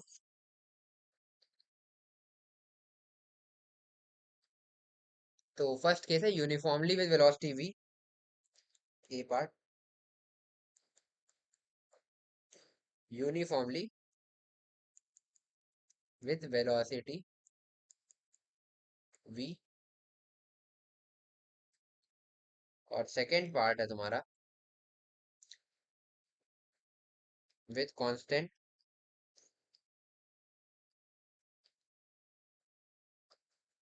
tangential acceleration, tangential acceleration W T, जिसको हम ए टी लिखेंगे, ठीक है। ये मैं पहले भी ओरिडो के क्वेश्चन पे तुम्हें दिखा चुका हूँ। ये ए टी हम अपनी तरफ से ले रहा है, क्योंकि इसमें हमेशा एक्सेलरेशन डब्ल्यू से लिखा हुआ है, बट हम ए लेते हैं तो हम ए से ही रखेंगे, फालतू कंफ्यूजन क्यों करना। और नहीं, डब्ल्यू आगे तुम्हें ओमेगा से कंफ्यूज करेगा जब तुम रोटेशनल वाले क्वेश्चन करोगे, तो फालतू का कंफ्यूजन क्यों क्रिएट करना, तो हम ए टी लिखेंगे, ठीक है। बाकी इसका मतलब वही डब्ल्यू टी है। बुक में डब्ल्यू टी लिखा था, इसलिए मैंने क्वेश्चन में मेंशन कर दिया। The initial velocity being equal to zero, the initial velocity being equal to zero, ठीक है भाई। अब बढ़ते हैं आगे, तो इस क्वेश्चन को सॉल्व करते हैं। तो इसमें बोल रहा है particle of mass small m moves along a circle of radius capital R, find the modulus of the average vector of the force acting on the particle over the distance equal to a quarter of the circle if the particle moves uniformly with velocity v, और दूसरा एक और case है, तो पहले हम uniformly with velocity v की बात करते हैं।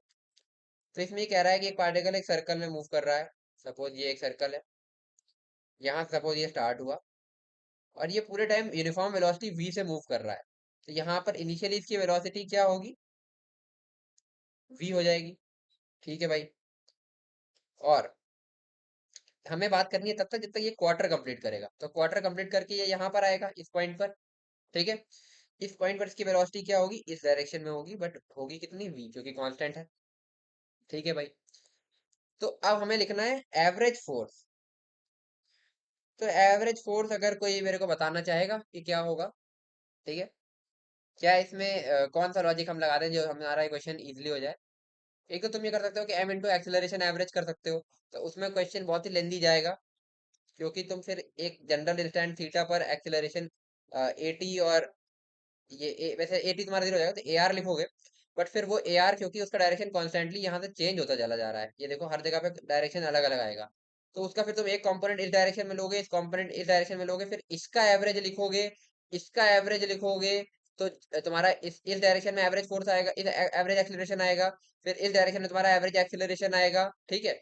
उससे तुम फिर एक नेट एवरेज एक्सीलरेशन या नेट एवरेज फोर्स लिखोगे, फिर उससे नेट एवरेज एक्सीलरेशन लिखोगे, और फिर एक नेट एवरेज फोर्स लिख पाओगे। तो वो बहुत ही लेंदी मेथड है, वो भी तुम कर सकते हो। और अगर तुम चाहते हो कि मैं उसको बताऊं अगली क्लासेस में, तो तुम कमेंट सेक्शन में डाल देना, उसके लिए मैं बाद में स्पेशली एक वीडियो बना करके डाल दूंगा, ठीक है, अगर कुछ ज्यादा लोग इसमें पूछेंगे तो।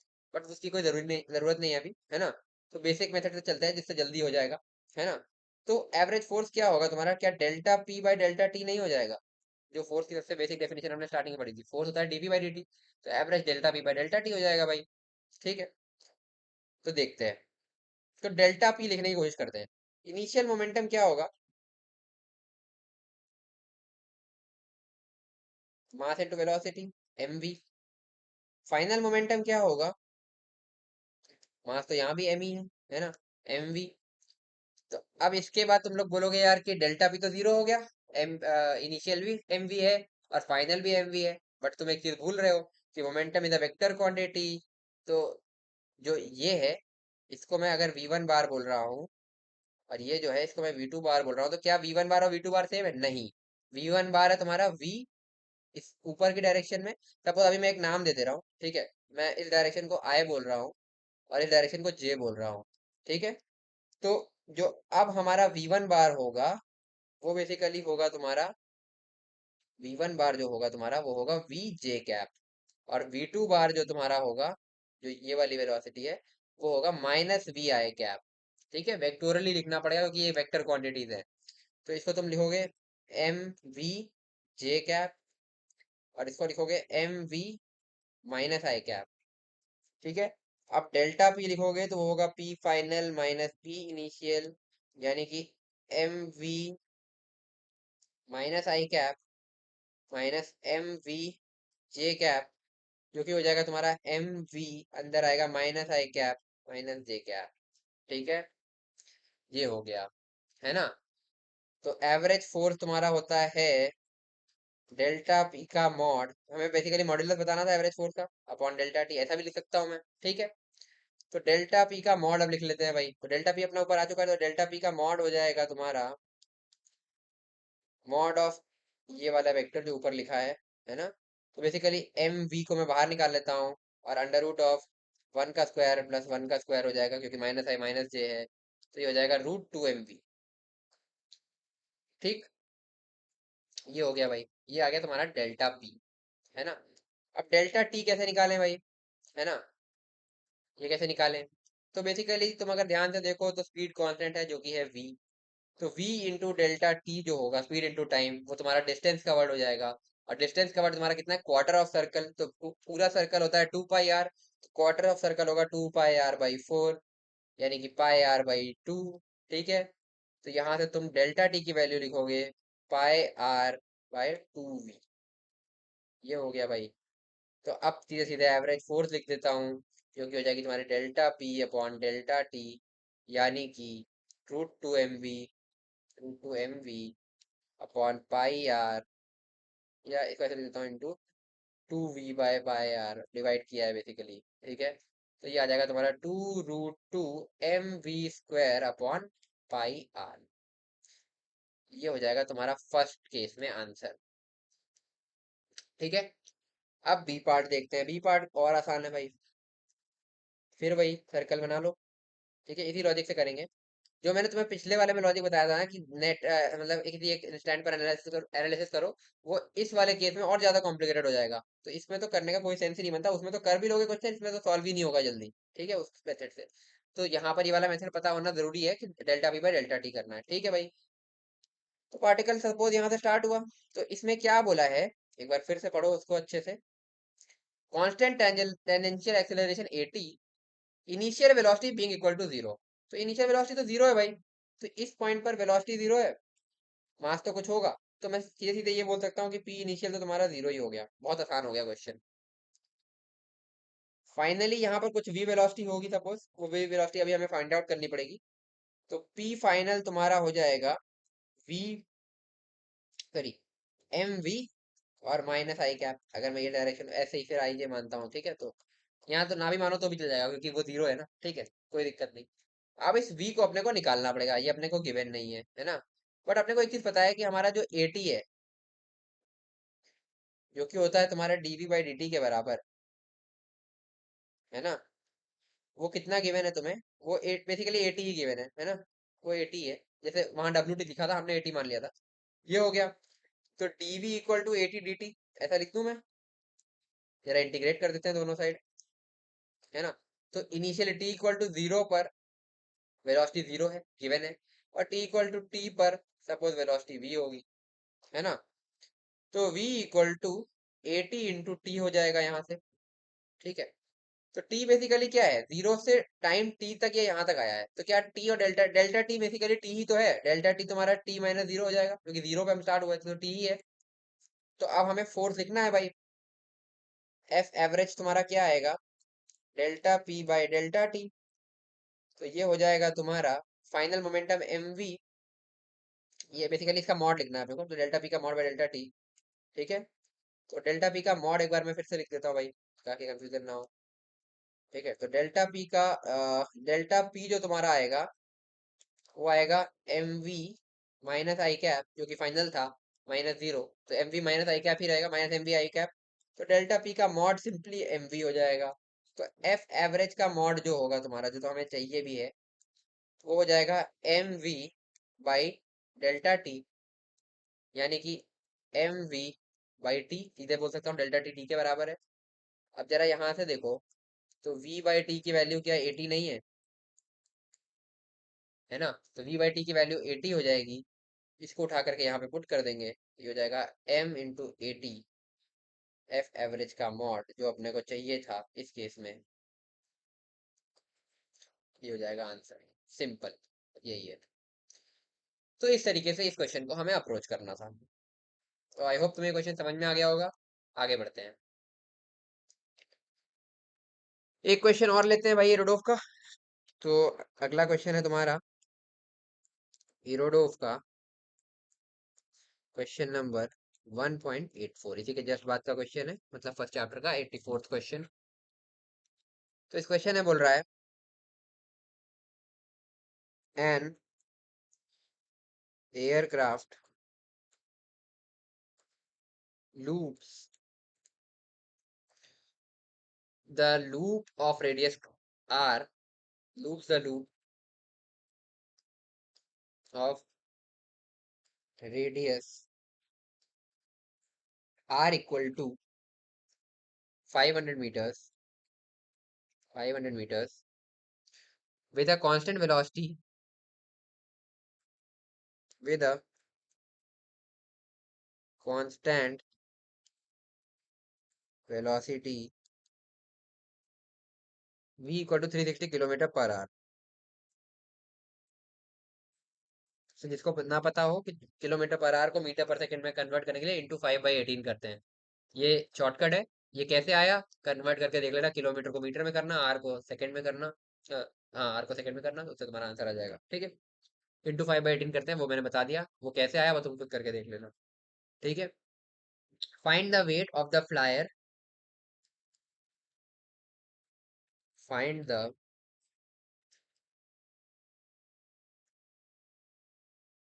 वेट ऑफ द फ्लायर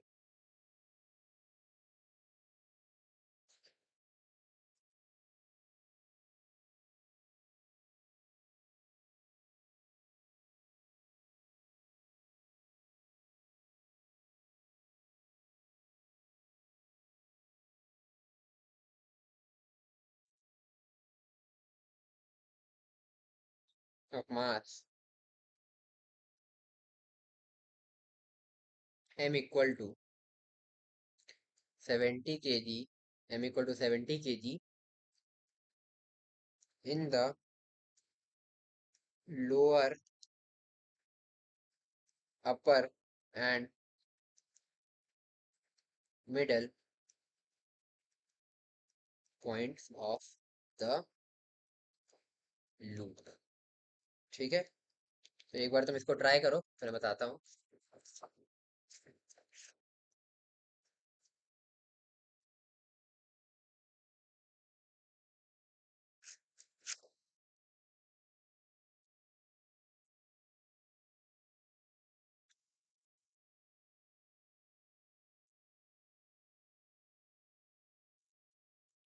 तो चलो देखते हैं क्वेश्चन को। अब इसमें एक सिंपल सा लॉजिक लग रहा है यार, कि जैसे तुम अगर वेइंग मशीन पे वेट नापने जाते हो, तो एक्चुअल में वो तुम्हारा क्या मेजर करता है, ठीक है। सपोज एक ये बंदा है, ये एक वेइंग मशीन, ये सपोज वेइंग मशीन का प्लेटफॉर्म है जिस पर ये खड़ा है, ठीक है। ये तुम्हारा वेइंग मशीन का प्लेटफॉर्म है। तो ये बेसिकली क्या मेजर करता है ना। सपोज इसका मास कुछ मैं मान लेता हूँ 10 kg, है ना। तो बेसिकली इसका जो mg होगा, वो अगर मैं g को 10 बोल रहा हूँ तो 100 न्यूटन होना चाहिए। तो इसकी रीडिंग 100 न्यूटन ही आती है ना। बट सपोज मैं इसके हाथ में कुछ एक 5 kg का कोई सामान पकड़ा दूं, तो अब ये रीडिंग 100 न्यूटन ना होकर के 150 न्यूटन आएगी, जो ये रीडिंग देगा, है ना। बट इसका वेट तो यहाँ पे 100 न्यूटन ही था, बट इसने क्या रीडिंग दी, बेसिकली ये क्या रीडिंग देता है, जो मेजर करता है, वो बेसिकली मेजर करता है इसका नॉर्मल रिएक्शन। तो जो ये नॉर्मल रिएक्शन यहाँ से इसको मिलेगा, ये बेसिकली मैं यहाँ बना रहा हूँ, मेरे को यहाँ बनाना चाहिए, ये नॉर्मल रिएक्शन जो है इसी को ये मेजर करता है। तो इसकी रीडिंग 100 नहीं होगी, 150 होगी। तो बेसिकली अगर वेइंग मशीन पे तुम खड़े होगे, तो वो क्या मेजर करता है, नॉर्मल रिएक्शन मेजर करता है, ना कि mg, ठीक है, क्योंकि वो उसी को मेजर कर सकता है। यही कॉन्सेप्ट यहाँ पे लगना था। अब देखते हैं, aircraft loop the loop of radius r equal to 500 metre in constant velocity, ठीक है। देखते हैं भाई, तो एक लूप बना लेते हैं, इस तरीके का एक लूप में एयरक्राफ्ट चलेगा बेसिकली, ठीक है। अब इससे बोल रहा है कि इसके लोअर पॉइंट, बेसिकली ये है इसका लोअर पॉइंट, ये है इसका मिडल पॉइंट और ये वाला है इसका अपर पॉइंट। इन तीनों पॉइंट पर वेट की वैल्यू ये पूछ रहा है कि क्या क्या होगी। ठीक है भाई, तो v इसका बेसिकली दिया है 360 किलोमीटर पर आवर। तो ये हो जाएगा 360 इंटू 5/18 मीटर पर सेकेंड, यानी कि हो जाएगा तुम्हारा 100 मीटर पर सेकेंड। तो ये तो ये कैलकुलेशन हमने अलग से कर ली। अब अगर हम फोर्स का एनालिसिस करें इसमें, तो इस पॉइंट पर वेट इसका ऐसे लगेगा mg, यहाँ पर भी mg ऐसे ही लगेगा, ठीक है, और यहाँ पर भी जो तुम्हारा mg है वो ऐसे ही लगेगा। ठीक है भाई, अब है ना, रही बात, ये हो गया तुम्हारा। ठीक है, तो अब हर केस में हम नॉर्मल देखेंगे, है ना। तो बेसिकली तुम्हारा जो नॉर्मल होगा यहाँ पर,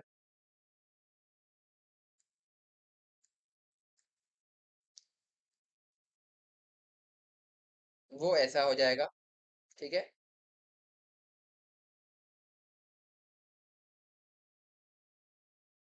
इस जगह पर तुम्हारा नॉर्मल ऐसा हो जाएगा और इस पॉइंट पर तुम्हारा नॉर्मल ऐसा हो जाएगा।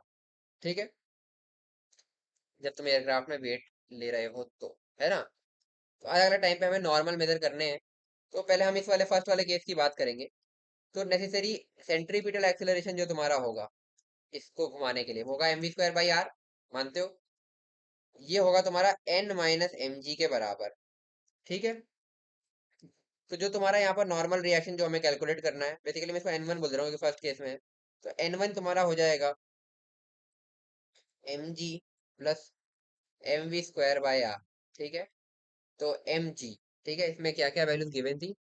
इसका मास 70 kg दिया हुआ है, तो इसको मैं 70 इंटू जी को मैं 10 मान ले रहा हूँ। ठीक है, तो 700 हो जाएगा, प्लस ये हो जाएगा 70 इंटू v² यानी कि 100 इंटू 100 अपॉन आर हमारा था 500। ठीक है, ये हो जाएगा, तो ये जाएगा 5 और ये 20, है ना। तो 70 प्लस सॉरी 700 प्लस 1400, ये हो जाएगा तुम्हारा 2100 न्यूटन, जो कि बराबर होगा तुम्हारे 2.1 किलो न्यूटन की। यही बुक में आंसर भी दिया है। तो ये हो गया तुम्हारा फर्स्ट केस। ठीक है, अब हम बात करेंगे इस थर्ड वाले की बात पहले कर लेते हैं। सपोज इसको सेकंड केस बोल रहे हैं, अच्छा सेकंड केस की हम बात करते हैं अब, है ना, जब ये टॉप मोस्ट पॉइंट पर है। तो टॉप मोस्ट पॉइंट के लिए जब हम कैलकुलेशन करेंगे सिंपली, है ना, तो इसमें तुम्हारा क्या होगा, नॉर्मल की वैल्यू, तुम्हारा जो नॉर्मल प्लस एम जी है, ये दोनों मिलके बनाएंगे mv²/r। तो नॉर्मल तुम्हारा हो जाएगा mv²/r, है ना। ठीक है, mv²/r माइनस एम जी, इसकी वैल्यू हमने ऊपर देख ली 1400 आ रही है और इसकी 700 आ रही है। तो ये बेसिकली तुम्हारा आ जाएगा 700 न्यूटन, यानी कि 0.7 किलो न्यूटन। ये हो जाएगा तुम्हारा इस केस में आंसर। ठीक है, अब हम बात करेंगे थर्ड केस की। थर्ड केस कौन सा वाला भाई, ये वाला। तो इसमें नॉर्मल सिंपली mv²/r के बराबर हो जाएगा, क्योंकि mg तो उसके परपेंडिकुलर है।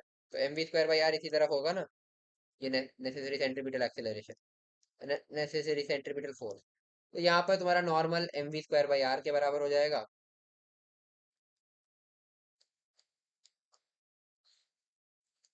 तो ये सिंपली तुम्हारा 1400 न्यूटन यानी कि 1.4 किलो न्यूटन के बराबर हो जाएगा।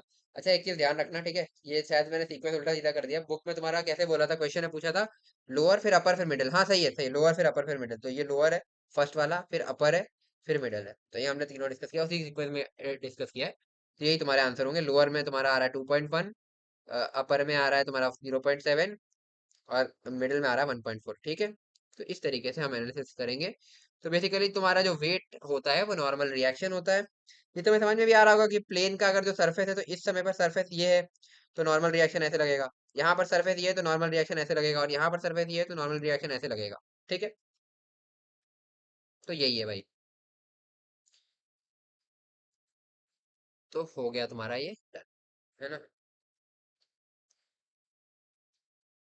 चलो, तो ये भी एक अच्छा क्वेश्चन था। अब एक और क्वेश्चन एड ऑफ कर लेंगे। ठीक है, तो नेक्स्ट क्वेश्चन नोट कर सकते हो।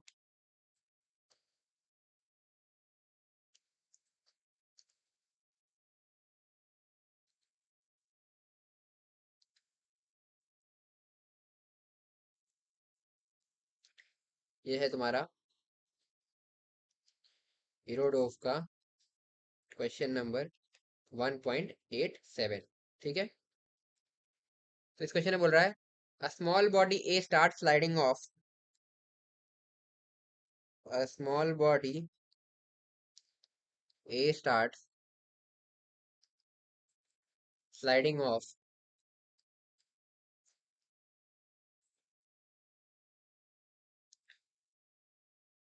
the top of a smooth sphere, the top of a smooth sphere, ठीक है, of radius capital R, of radius capital R, find the angle theta,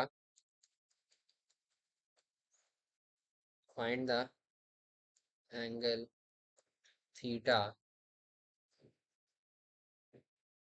find the angle theta corresponding to the point at which, corresponding to the point at which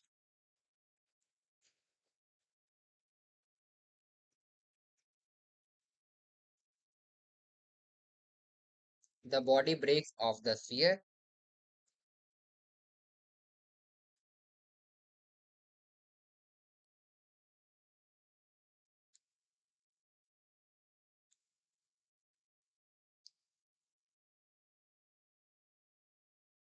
as well as break of velocity of the body,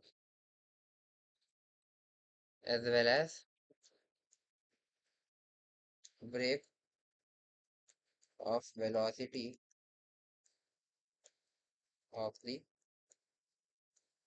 ठीक है, तो ये question मैं तुम्हें homework दे रहा हूँ। ठीक है, तो ये क्वेश्चन जो है तुम ट्राई करके आना, तो मेरे ख्याल से तुमसे हो जाना चाहिए, नहीं होगा तो हम नेक्स्ट क्लास में डिस्कस कर लेंगे। बाकी एक चीज मैं बता दूं कि इसमें एक कॉन्सेप्ट वर्क एनर्जी पावर का लग रहा है। ठीक है, अच्छा इसमें पहले फिगर बना देता हूँ, फिगर भी दिया हुआ है इसमें। ठीक है, इस क्वेश्चन में इस तरीके का फिगर दिया है कि इस तरीके का एक स्फेरिकल सरफेस है टाइप का। ठीक है, इसमें तुम्हारा यहाँ पर ये ब्लॉक रखा है इनिशियली, यहाँ से कुछ थीटा एंगल ये मूव किया है, जब ये गिरेगा तब वो ये यहाँ पर है उस समय एट पोजिशन ए। ठीक है, इस तरीके से, तो इस तरीके का फिगर तुम्हें गिवन है। अब इसमें तुम्हें बता दूं कि एक इसमें वर्क एनर्जी पावर का कॉन्सेप्ट लगेगा, है ना। वो ये है कि बेसिकली यहाँ पे ये स्मूथ है, तो इसमें केवल एकमात्र फोर्स होगा जो कि एक्ट कर रहा होगा इस ब्लॉक पर, जो कि होगा इसका mg। यहाँ पर या किसी जनरल इंस्टेंट पर देखोगे तो वही mg एक्ट कर रहा होगा इस तरीके से, है ना, mg। और उसका फिर कंपोनेंट अलग अलग होगा, वो बात अलग है, बट फोर्स केवल एक यही एक्ट कर रहा होगा, है ना।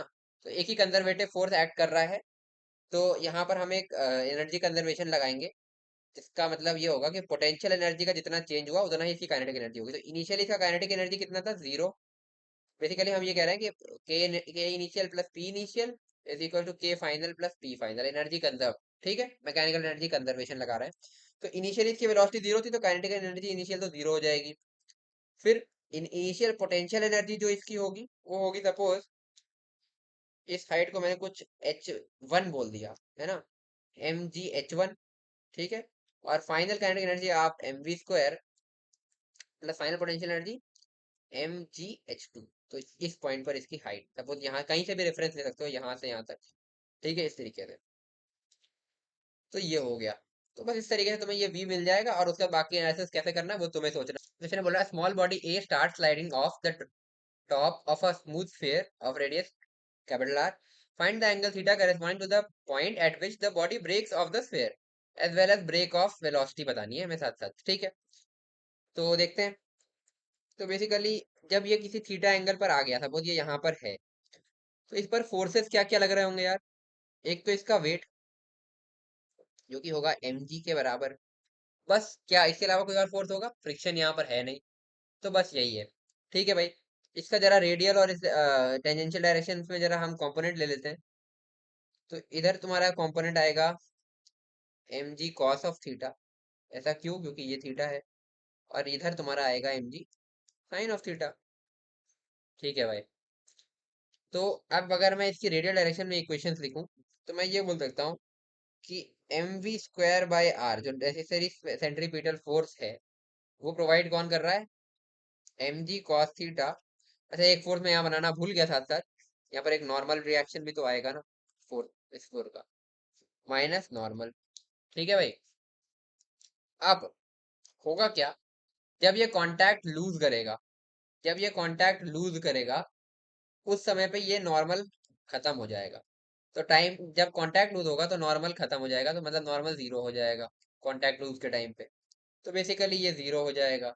तो यहाँ से तुम लिख सकते हो कि mv²/r तो mg cos थीटा, तो m से m काट दोगे तो यहाँ से तुम्हें cos थीटा की वैल्यू मिल जाएगी, है ना। तो तुम ऐसा लिख सकते हो कि v² = gr cos थीटा।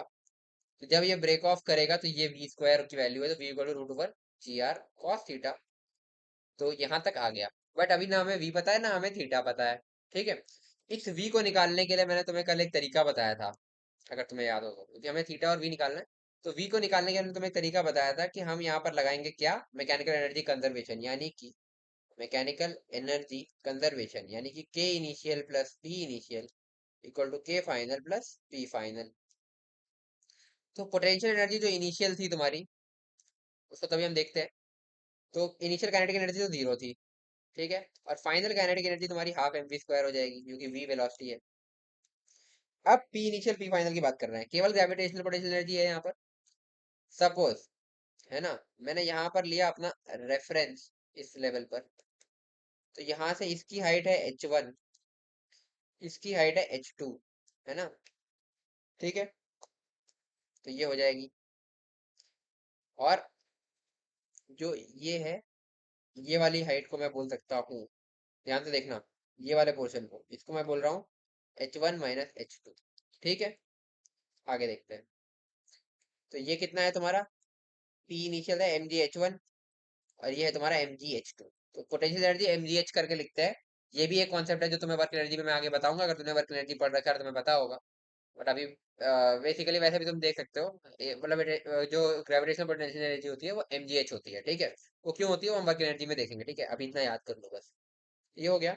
यहाँ से मैं लिख सकता हूँ half mv² is equal to mgh1 minus mgh2, है ना, is equal to mgh1 - h2, ऐसा लिख सकते हैं, h1 - h2।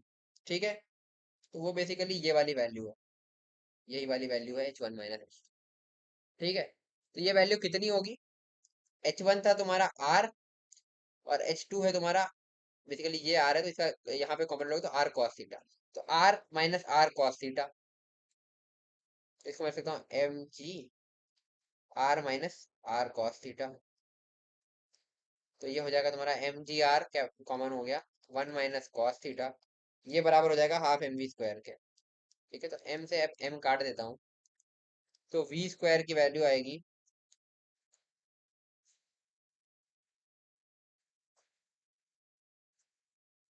2gr into 1 - cos of theta. और v² की वैल्यू gr cos थीटा भी आई थी हमारे पास। ठीक है, तो यहाँ से दोनों वैल्यूज को हम जरा, इसको इक्वेशन नंबर 2 बोल रहा हूँ, इसको इक्वेशन नंबर 1 बोल रहा हूँ, और यहाँ से मैं जरा v² को इक्वेट कर दूँ, 1 = 2 कर देता हूँ। तो ऊपर वैल्यू क्या थी तुम्हारी, gr cos थीटा। तो gr cos थीटा की वैल्यू जो है वो बराबर हो जाएगी 2gr इंटू में 1 - cos थीटा के। खत्म हो गया क्वेश्चन, gr से gr खत्म। तो यहाँ से आएगा cos theta equal to 2 - 2 cos theta. तो 3 cos थीटा इक्वल टू 2। तो cos थीटा की वैल्यू आ जाएगी यहाँ से 2/3। तो जिस एंगल पर ये ब्रेक ऑफ करेगा उस एंगल की वैल्यू होगी cos इनवर्स 2/3। अब यहाँ पर वेलोसिटी पूछा है, तो वेलोसिटी किसी भी एक रिलेशन से निकाल लो, तो v² = gr cos थीटा में यूज कर लेता हूँ। तो v² = gr cos थीटा, तो g इंटू आर, और cos थीटा की वैल्यू थी 2/3, तो v की वैल्यू हो जाएगी √2gr/3। ये हो जाएगा तुम्हारा आंसर। तो बस यही था इस क्वेश्चन में। ठीक है, तो बस इसमें यहाँ पे पॉइंट क्या पकड़ना था तुम्हें, कि जो जहां से ये ब्रेक ऑफ कर रहा है वहां पर तुम्हारा नॉर्मल जीरो होगा, बाकी फिर रेडियल डायरेक्शन में इक्वेशन लिख लो। अब हाँ, ये इसमें तुम्हें एटी पूछा होता तो वो जी साइन थीटा है, ठीक है। और ब्रेक ऑफ के टाइम पर एटी पूछ सकता था, वो एक अच्छा क्वेश्चन हो सकता था। जैसे तुम अपने हिसाब से क्वेश्चन बना सकते हो। तो उसमें क्या करते, कॉस थीटा 2/3 है, तो साइन थीटा तुम्हारा क्या होता, √1 माइनस 2/3, यानी कि उस तरीके से लिखा निकाल करके वो कर लेते। और फिर तुम एटी भी बता सकते थे, ठीक है। तो ये तुम्हारा होमवर्क है बेसिकली, ये तुम अपने आप से ट्राई करना। तो बोल रहा हूँ मैं कि एटी इज इक्वल टू क्या, when particle breaks off contact, मतलब जब ये कांटेक्ट लूज करेगा उस समय पर टेंजेंशियल एक्सीलरेशन क्या होगा इस पार्टिकल का, ये भी तुम्हें बताना है, ठीक है। तो ये तुम अपने आप से ट्राई करना, हो जाएगा, ठीक है। आगे बढ़ते हैं। तो आज कुछ क्वेश्चन और करेंगे हम सर्कुलर मोशन पर ही। तो अगला क्वेश्चन तुम अपना नोट कर सकते हो, इरोडोव का क्वेश्चन नंबर 1 पॉइंट बताइए 89, ठीक है। फर्स्ट चैप्टर का 89 क्वेश्चन। तो इसमें बोल रहा है, अ cyclist rides along the circumference, a cyclist rides along the circumference of a circular horizontal plane, along the circumference of a circular horizontal plane। Horizontal बहुत इंपॉर्टेंट है, वरना पूरे सारे फोर्सेस ही बदल जाएंगे, ठीक है। वो हम बैंकिंग के टाइम पे देखेंगे अभी कैसे, बट अभी यहाँ पर हॉरिजॉन्टल है। Of radius capital are,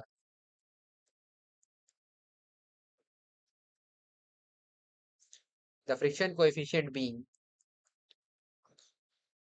the friction coefficient being dependent only on distance small r, dependent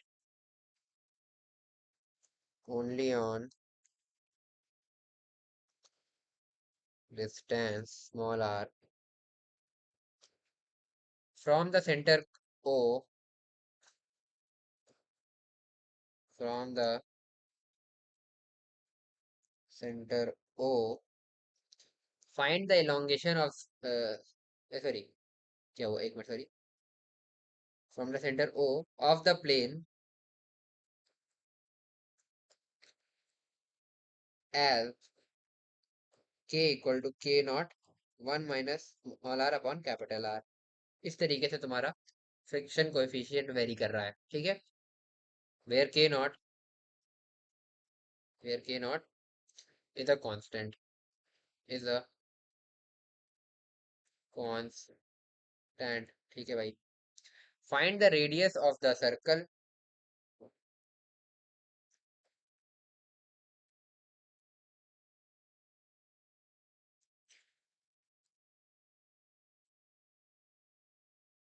find the radius of the circle with the center at the point, with the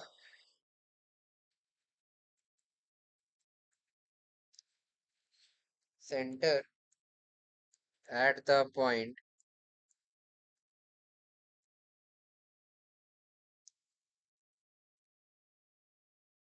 uh, along which the cyclist can ride, along which the cyclist can ride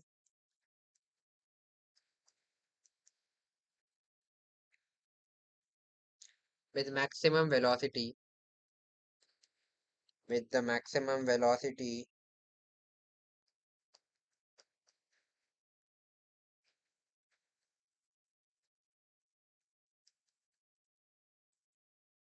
maximum velocity, what is this velocity, what is this velocity, ठीक है। तो अच्छा question है, लंबा question है। तो देखते हैं इसको, पहले अपने आप से सोचो, ट्राई करो। आई होप तुमने नोट कर लिया होगा क्योंकि ये पूरी स्क्रीन में आ नहीं पा रहा है पूरा क्वेश्चन। तो देखते हैं। तो एक बार तुम खुद से ट्राई करो थोड़ा सा, फिर मैं बताता हूँ।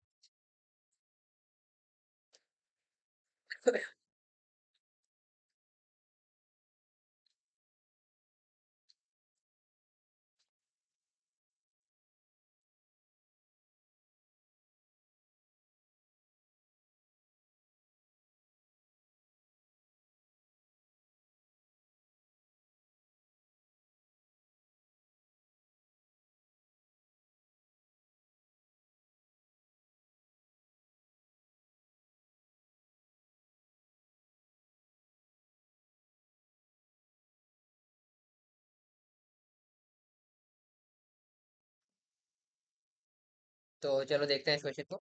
जैसे बोल रहा है cyclist a cyclist rides along the circumference of a circular horizontal plane of radius capital R, ठीक है। Friction coefficient being dependent only on distance small r, ठीक है, फ्रॉम द सेंटर ओ। और फ्रिक्शन कोएफिशिएंट इस तरीके से very कर रहा है, वेयर के not is a constant, find the radius of the circle with the centre the point along which the cyclist can ride with the maximum velocity, ठीक है। ये बेसिकली बोल रहा है इस तरीके का एक प्लेन है सर्कुलर। और नेक्स्ट पेज पे बना लेते हैं यार। इस तरीके का एक सर्कुलर प्लेन है ना। इसका कुछ रेडियस है कैपिटल आर, ठीक है। और इसको मैं ड्रॉ करो, ठीक है, रेडियस का कैपिटल आर है, ठीक है। अब इसका जो फ्रिक्शन कोएफिशिएंट है ना, वो ऐसे रेडियल डिस्टेंस से वेरी कर रहा है आर से, है ना। तो अब ये बोल रहा है कि ये रेडियस कितना हो, कितने इस पॉइंट से कितने रेडियस के सर्कल पर ये मूव करे सच दैट इसकी जो वेलोसिटी है वो मैक्सिमम हो सके। तो आओ देखते हैं। सपोज ये एक आर रेडियस के सर्कल में मूव कर रहा है बहरहाल, ठीक है। वो आर कितना है वही हमें अभी कैलकुलेशन उसकी करनी होगी। सपोज ये आर रेडियस के सर्कल में है इस तरीके से, यार कंप्लीट हो जाए, है ना, इस तरीके से आर रेडियस के सर्कल में ये घूम रहा है। तो इस पर फोर्सेस क्या क्या लग रही होंगी यार, है ना। इस पर जो है केवल, क्योंकि कुछ बताया नहीं है वेलोसिटी की मैक्सिमम जांच करना, तो कांस्टेंट वेलोसिटी हम मान रहे हैं। तो इस पर एक जो फोर्स लग रही होगी, है ना, जो इस पे सेंट्रीपिटल फोर्स है, सेंट्रीपिटल फोर्स इस तरफ दिखा लो, है ना। तो सेंट्रीपिटल फोर्स जो है m v square by r, ये कौन प्रोवाइड कर रहा होगा, तुम्हारा फ्रिक्शन। फ्रिक्शन। तो हम ये कह सकते हैं कि फ्रिक्शन जो है वो तुम्हारा m v square by r के बराबर होगा। और क्योंकि ये मूव कर रहा है तो काइनेटिक टाइप का फ्रिक्शन होगा। तो फ्रिक्शन की वैल्यू मैं लिख सकता हूँ म्यू नॉर्मल, सॉरी, हाँ ठीक है, तो friction coefficient mu into normal equal to m v square by r. Mu की वैल्यू तुम्हारी क्या दी हुई है यहाँ पर, basically k naught into one minus small r by capital R. तो के नॉट यहाँ से लिखता हूँ मैं, ठीक है, एक मिनट। K naught into one minus small r by capital R into normal, है ना। नॉर्मल बेसिकली किसके बराबर होगा, अगर तुम इसको ऐसे देखो तो इसका जो ये जो प्लेन है, अगर ये प्लेन ऐसा है तो वेट उसका एम जी ऐसे लग रहा होगा, और नॉर्म सॉरी एम जी ऐसे लग रहा होगा और नॉर्मल ऐसे लग रहा होगा। तो normal equal to m g होगा, ये मेरे ख्याल से तुम्हें इसमें समझने में कोई दिक्कत आनी नहीं चाहिए, ठीक है। तो यहाँ पे सीधे सीधे एम जी लिख दे रहा हूँ मैं, is equal to m v square by r. तो एम से एम कैंसिल आउट, यहाँ से वी स्क्वायर की वैल्यू आएगी k naught ji r into one minus small r by capital R. Oh sorry, ये स्मॉल आर होगा ना, यहाँ पे स्मॉल आर, ठीक है। तो इसको मैं लिख सकता हूँ के नॉट जी, और इस आर को अंदर ले जाते हैं, r minus are square by capital R. ये वी स्क्वायर की वैल्यू है। तो वी की वैल्यू हो जाएगी तुम्हारी रूट के अंदर के नॉट जी इंटू में r minus are square by capital R, ठीक है, ये हो गया। अब तुम्हें इस वी की मैक्सिमम वैल्यू चाहिए, मैक्सिमम चाहिए। तो ये पूरा फंक्शन मैक्सिमम होना चाहिए, तो ये तो कांस्टेंट है, इसके लिए मैं कह सकता हूँ कि ये वाला पार्ट मैक्सिमम होना चाहिए।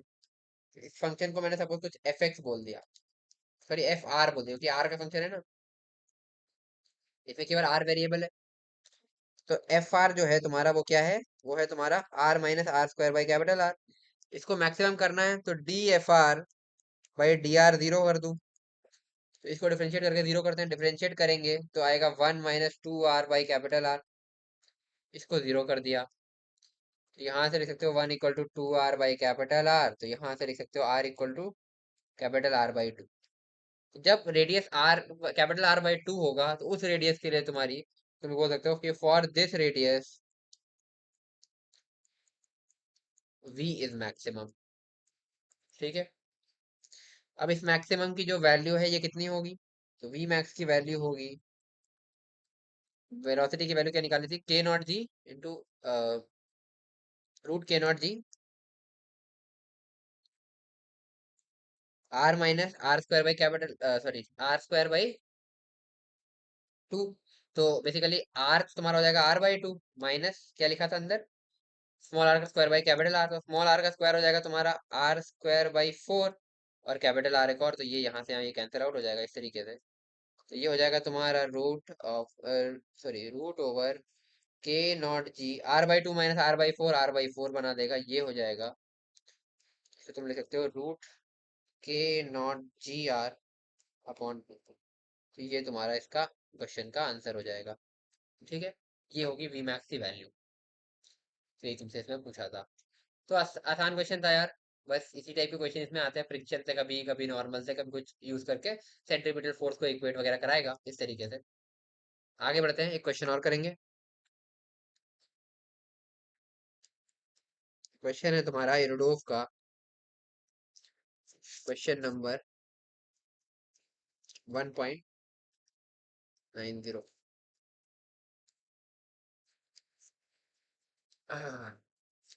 क्वेश्चन बोल रहा है, a car move with a constant tangential acceleration,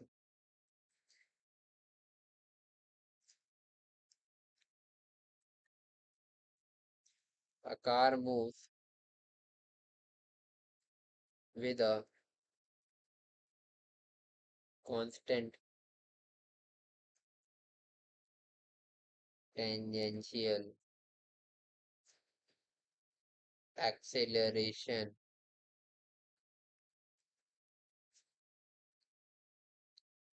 car move with a constant tangential acceleration omega T, जिसको मैं ए टी बोल रहा हूँ, ठीक है तुम जानते हो, हम अपने साथ चेंज कर लेंगे, equal to 0.62 metre per second square. इस एक्सेलरेशन टेंजेंशियल से ये मूव कर रही है along a horizontal surface, along a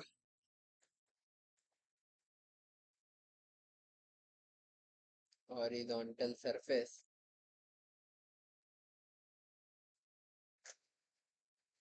circumscribing a circle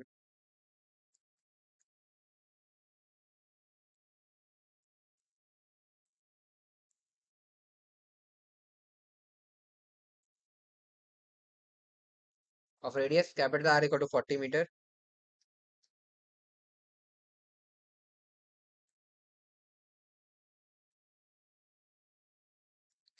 The coefficient of sliding friction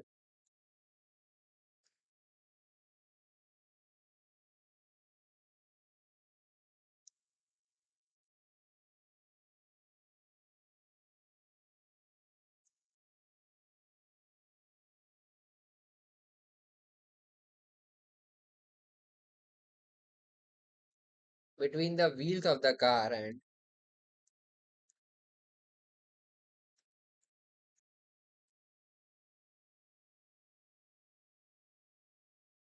the wheels of the car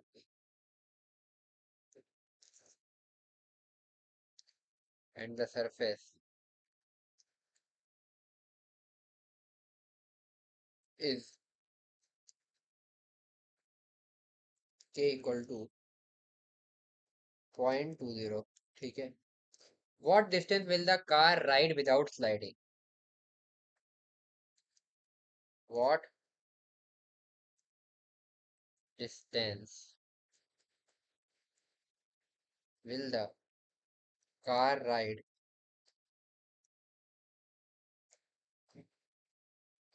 without sliding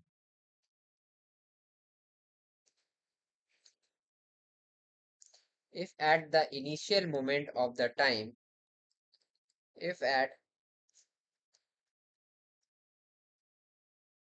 the initial moment of time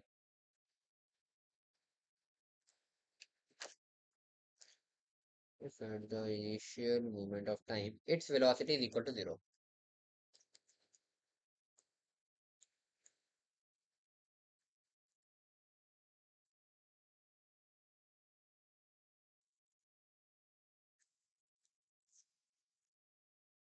उफ, तो ठीक है, इस क्वेश्चन को तुम एक बार खुद से ट्राई करो, फिर उसके अंदर बताता हूँ।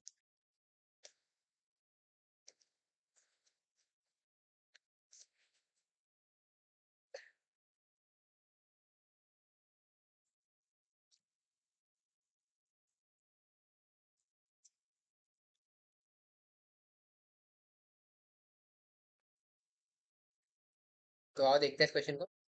कार इस क्वेश्चन में बोल रहा है car move with a constant initial acceleration 0.62 metre per second square along a horizontal surface describing a circle of radius capital radius r equal to 40 metre, ठीक है। The coefficient of a sliding friction between the wheels of the car and the surface is k equal to 0.2, तो ये दिया हुआ है। What distance will the car slide without sliding if the initially इसकी velocity 0 थी, ठीक है। देखते हैं। तो सपोज इस तरीके से सर्कल में मूव कर रहा है ये, ठीक है। तो अगर हम किसी जनरल टाइम टी पर बात करें, सपोज ये पार्टिकल यहाँ पर है ना, तो इस पर एक तो एक्ट कर रहा होगा इसका टेंजेंशियल एक्सेलरेशन, जिसकी वजह से यहाँ पर एक फोर्स होगी, ठीक है, टेंजेंशियल फोर्स होगी, जो कि होगी m इंटू एक्सेलरेशन टेंजेंशियल के बराबर, है ना, जो कि गिवन भी है, ठीक है। एक इस पर रेडियल फोर्स होगी, है ना, f रेडियल, जो कि m इंटू एक्सेलरेशन रेडियल के बराबर, ठीक है। वो रेडियल एक्सेलरेशन अभी हम कैलकुलेट करेंगे। तो बेसिकली अब क्या होगा कि फ्रिक्शन इसको प्रिवेंट करने की कोशिश करेगा, बट फ्रिक्शन कहाँ लगेगा, इन दोनों की नेट रिजल्टेंट फोर्स एक होगी, जो कि सपोज इस तरीके की कुछ है ना, ऐसे। तो एफ नेट जो आ रही है इन दोनों की, वो आ रही है एम इंटू ए बोल देते हैं, जिसमें ए जो है तुम्हारा A T bar plus A are बार है, और ए का मैग्नीट्यूड अगर मैं लिखना चाहूँ सीधे सीधे, तो हो जाएगा under root of A T square plus A R square, ठीक है, ये हो जाएगा। तो ये हो गया, इस फोर्स को अपोज करेगा तुम्हारा फ्रिक्शन, ठीक है। तो इस तरीके से तुम्हारा फ्रिक्शन लगेगा, और जब ये फ्रिक्शन मैक्सिमम वैल्यू पर आ जाएगा, है ना, एफ मैक्स पर आ जाएगा, एम ए के बराबर हो जाएगा, ठीक है, तब तक स्लाइडिंग नहीं होगी। बट अगर ये एम ए जो है ये एफ मैक्स से भी ज्यादा हो गया तो स्लाइडिंग हो जाएगी। तो क्रिटिकल कंडीशन क्या है कि M A F S max के बराबर हो जाए। तो बस यही समझना था हमें। तो एम ए जो है हमारा, वो एफ एस मैक्स के बराबर हो जाए, ये है क्रिटिकल कंडीशन, जहां से आगे स्लिपिंग स्टार्ट हो जाएगी। तो एफ एस मैक्स लिख लेता हूँ पहले, तो सिंपल है। वो कितना होगा तुम्हारा, के, यानी कि म्यू नॉर्मल होता है, तो के यहाँ पे फ्रिक्शन कोएफिशिएंट दिया है, और नॉर्मल यानी कि के की वैल्यू दी है तुम्हारी 0.2, और नॉर्मल यानी कि mg, है ना। और मास इसका क्या गिवन है, मास गिवन है तुम्हारा, मास गिवन नहीं है बेसिकली, ठीक है। तो यही रख लो, तो 0.2 mg, ठीक है, 0.2 mg हो जाएगा, ठीक है। और 0.2 mg जो है तुम्हारा, वो ma के बराबर हो जाएगा। तो यहाँ से तुम बोल सकते हो कि एक्सेलरेशन जो है वो 0.2 g के बराबर हो गया, ठीक है, ये हो गया। तुम्हें क्या बतानी है, कि तुम्हें बताना है डिस्टेंस कितना ये कैलकुलेट करेगा, ठीक है। तो अब ए की वैल्यू लिखते हैं भाई। ए है under root of A T square plus A R square. तो ए टी की वैल्यू तो तुम्हें गिवन है, ए टी की वैल्यू कितनी गिवन है, 0.62 का स्क्वायर, यहाँ पे लिख देता हूँ, 0.62 का स्क्वायर प्लस ए आर का स्क्वायर अभी तुम्हें निकालना पड़ेगा। ये ए आर का स्क्वायर निकालना पड़ेगा, ठीक है, इसको देखते हैं। तो जो तुम्हारा ए आर होता है ना बेसिकली, वो होगा तुम्हारा वी स्क्वायर बाय, हाँ यार थोड़ा सा प्रॉब्लम आ गई थी। तो ए आर जो तुम्हारा होता है, वो होता है वी स्क्वायर बाय रेडियस, जो भी है, आर, ठीक है, ये हो गया। तो अब v कैसे लिखोगे, है ना, ये लिखना पड़ेगा अपने को। तो यहां से हम लिख सकते हैं कि जो v स्क्वायर होता है, क्योंकि कांस्टेंट एक्सेलरेशन है, और u स्क्वायर प्लस 2as, ये वाला फार्मूला लगा लेते हैं। तो u तो तुम्हारा 0 है, तो ये 0 हो जाएगा। तो v स्क्वायर को मैं सीधे सीधे 2a और s जो डिस्टेंस ट्रेवल्ड है वो लिख सकता हूँ। और a तुम्हारा क्या है, a टेंजेंशियल, तो इसको मैं लिख सकता हूँ 2 into 0.62 into S by R. और r की वैल्यू भी गिवन ही है, तो वो भी लिख देते हैं ना, 40। तो इसको रख देता हूँ मैं यहाँ पे। तो अब a की वैल्यू हो जाएगी तुम्हारी अंडर रूट ऑफ 0.62 का square plus 2 into 0.62 S by 40, ये हो जाएगी ए की वैल्यू। ठीक है, और ये किसके बराबर गिवन है हमें, 0.2 g के बराबर, है ना। तो इक्वेट कर देते हैं, तो हम लिखेंगे अंडर रूट ऑफ 0.62 का square plus 2 × 0.62 s/40 is equal to 0.2 g। और g की वैल्यू तुम यहाँ से 10 रख लेते हैं हम, ठीक है, तो इंटू 10 ऐसे लिख सकते हो। इसको जब सॉल्व करोगे तो तुम्हारी s की वैल्यू 0.62 मीटर आएगी। ठीक है, तो ये सॉल्व तुम कर लेना, तो यही आंसर आएगा। तो कॉन्सेप्ट समझ में आ गया होगा कि कॉन्सेप्ट इसमें यही लग रहा है। बेसिकली ये पॉइंट तुम्हें पकड़ना होगा कि फ्रिक्शन कहाँ लग रहा है। तो फ्रिक्शन तुम्हारा नेट फोर्स के अपोजिट लगेगा।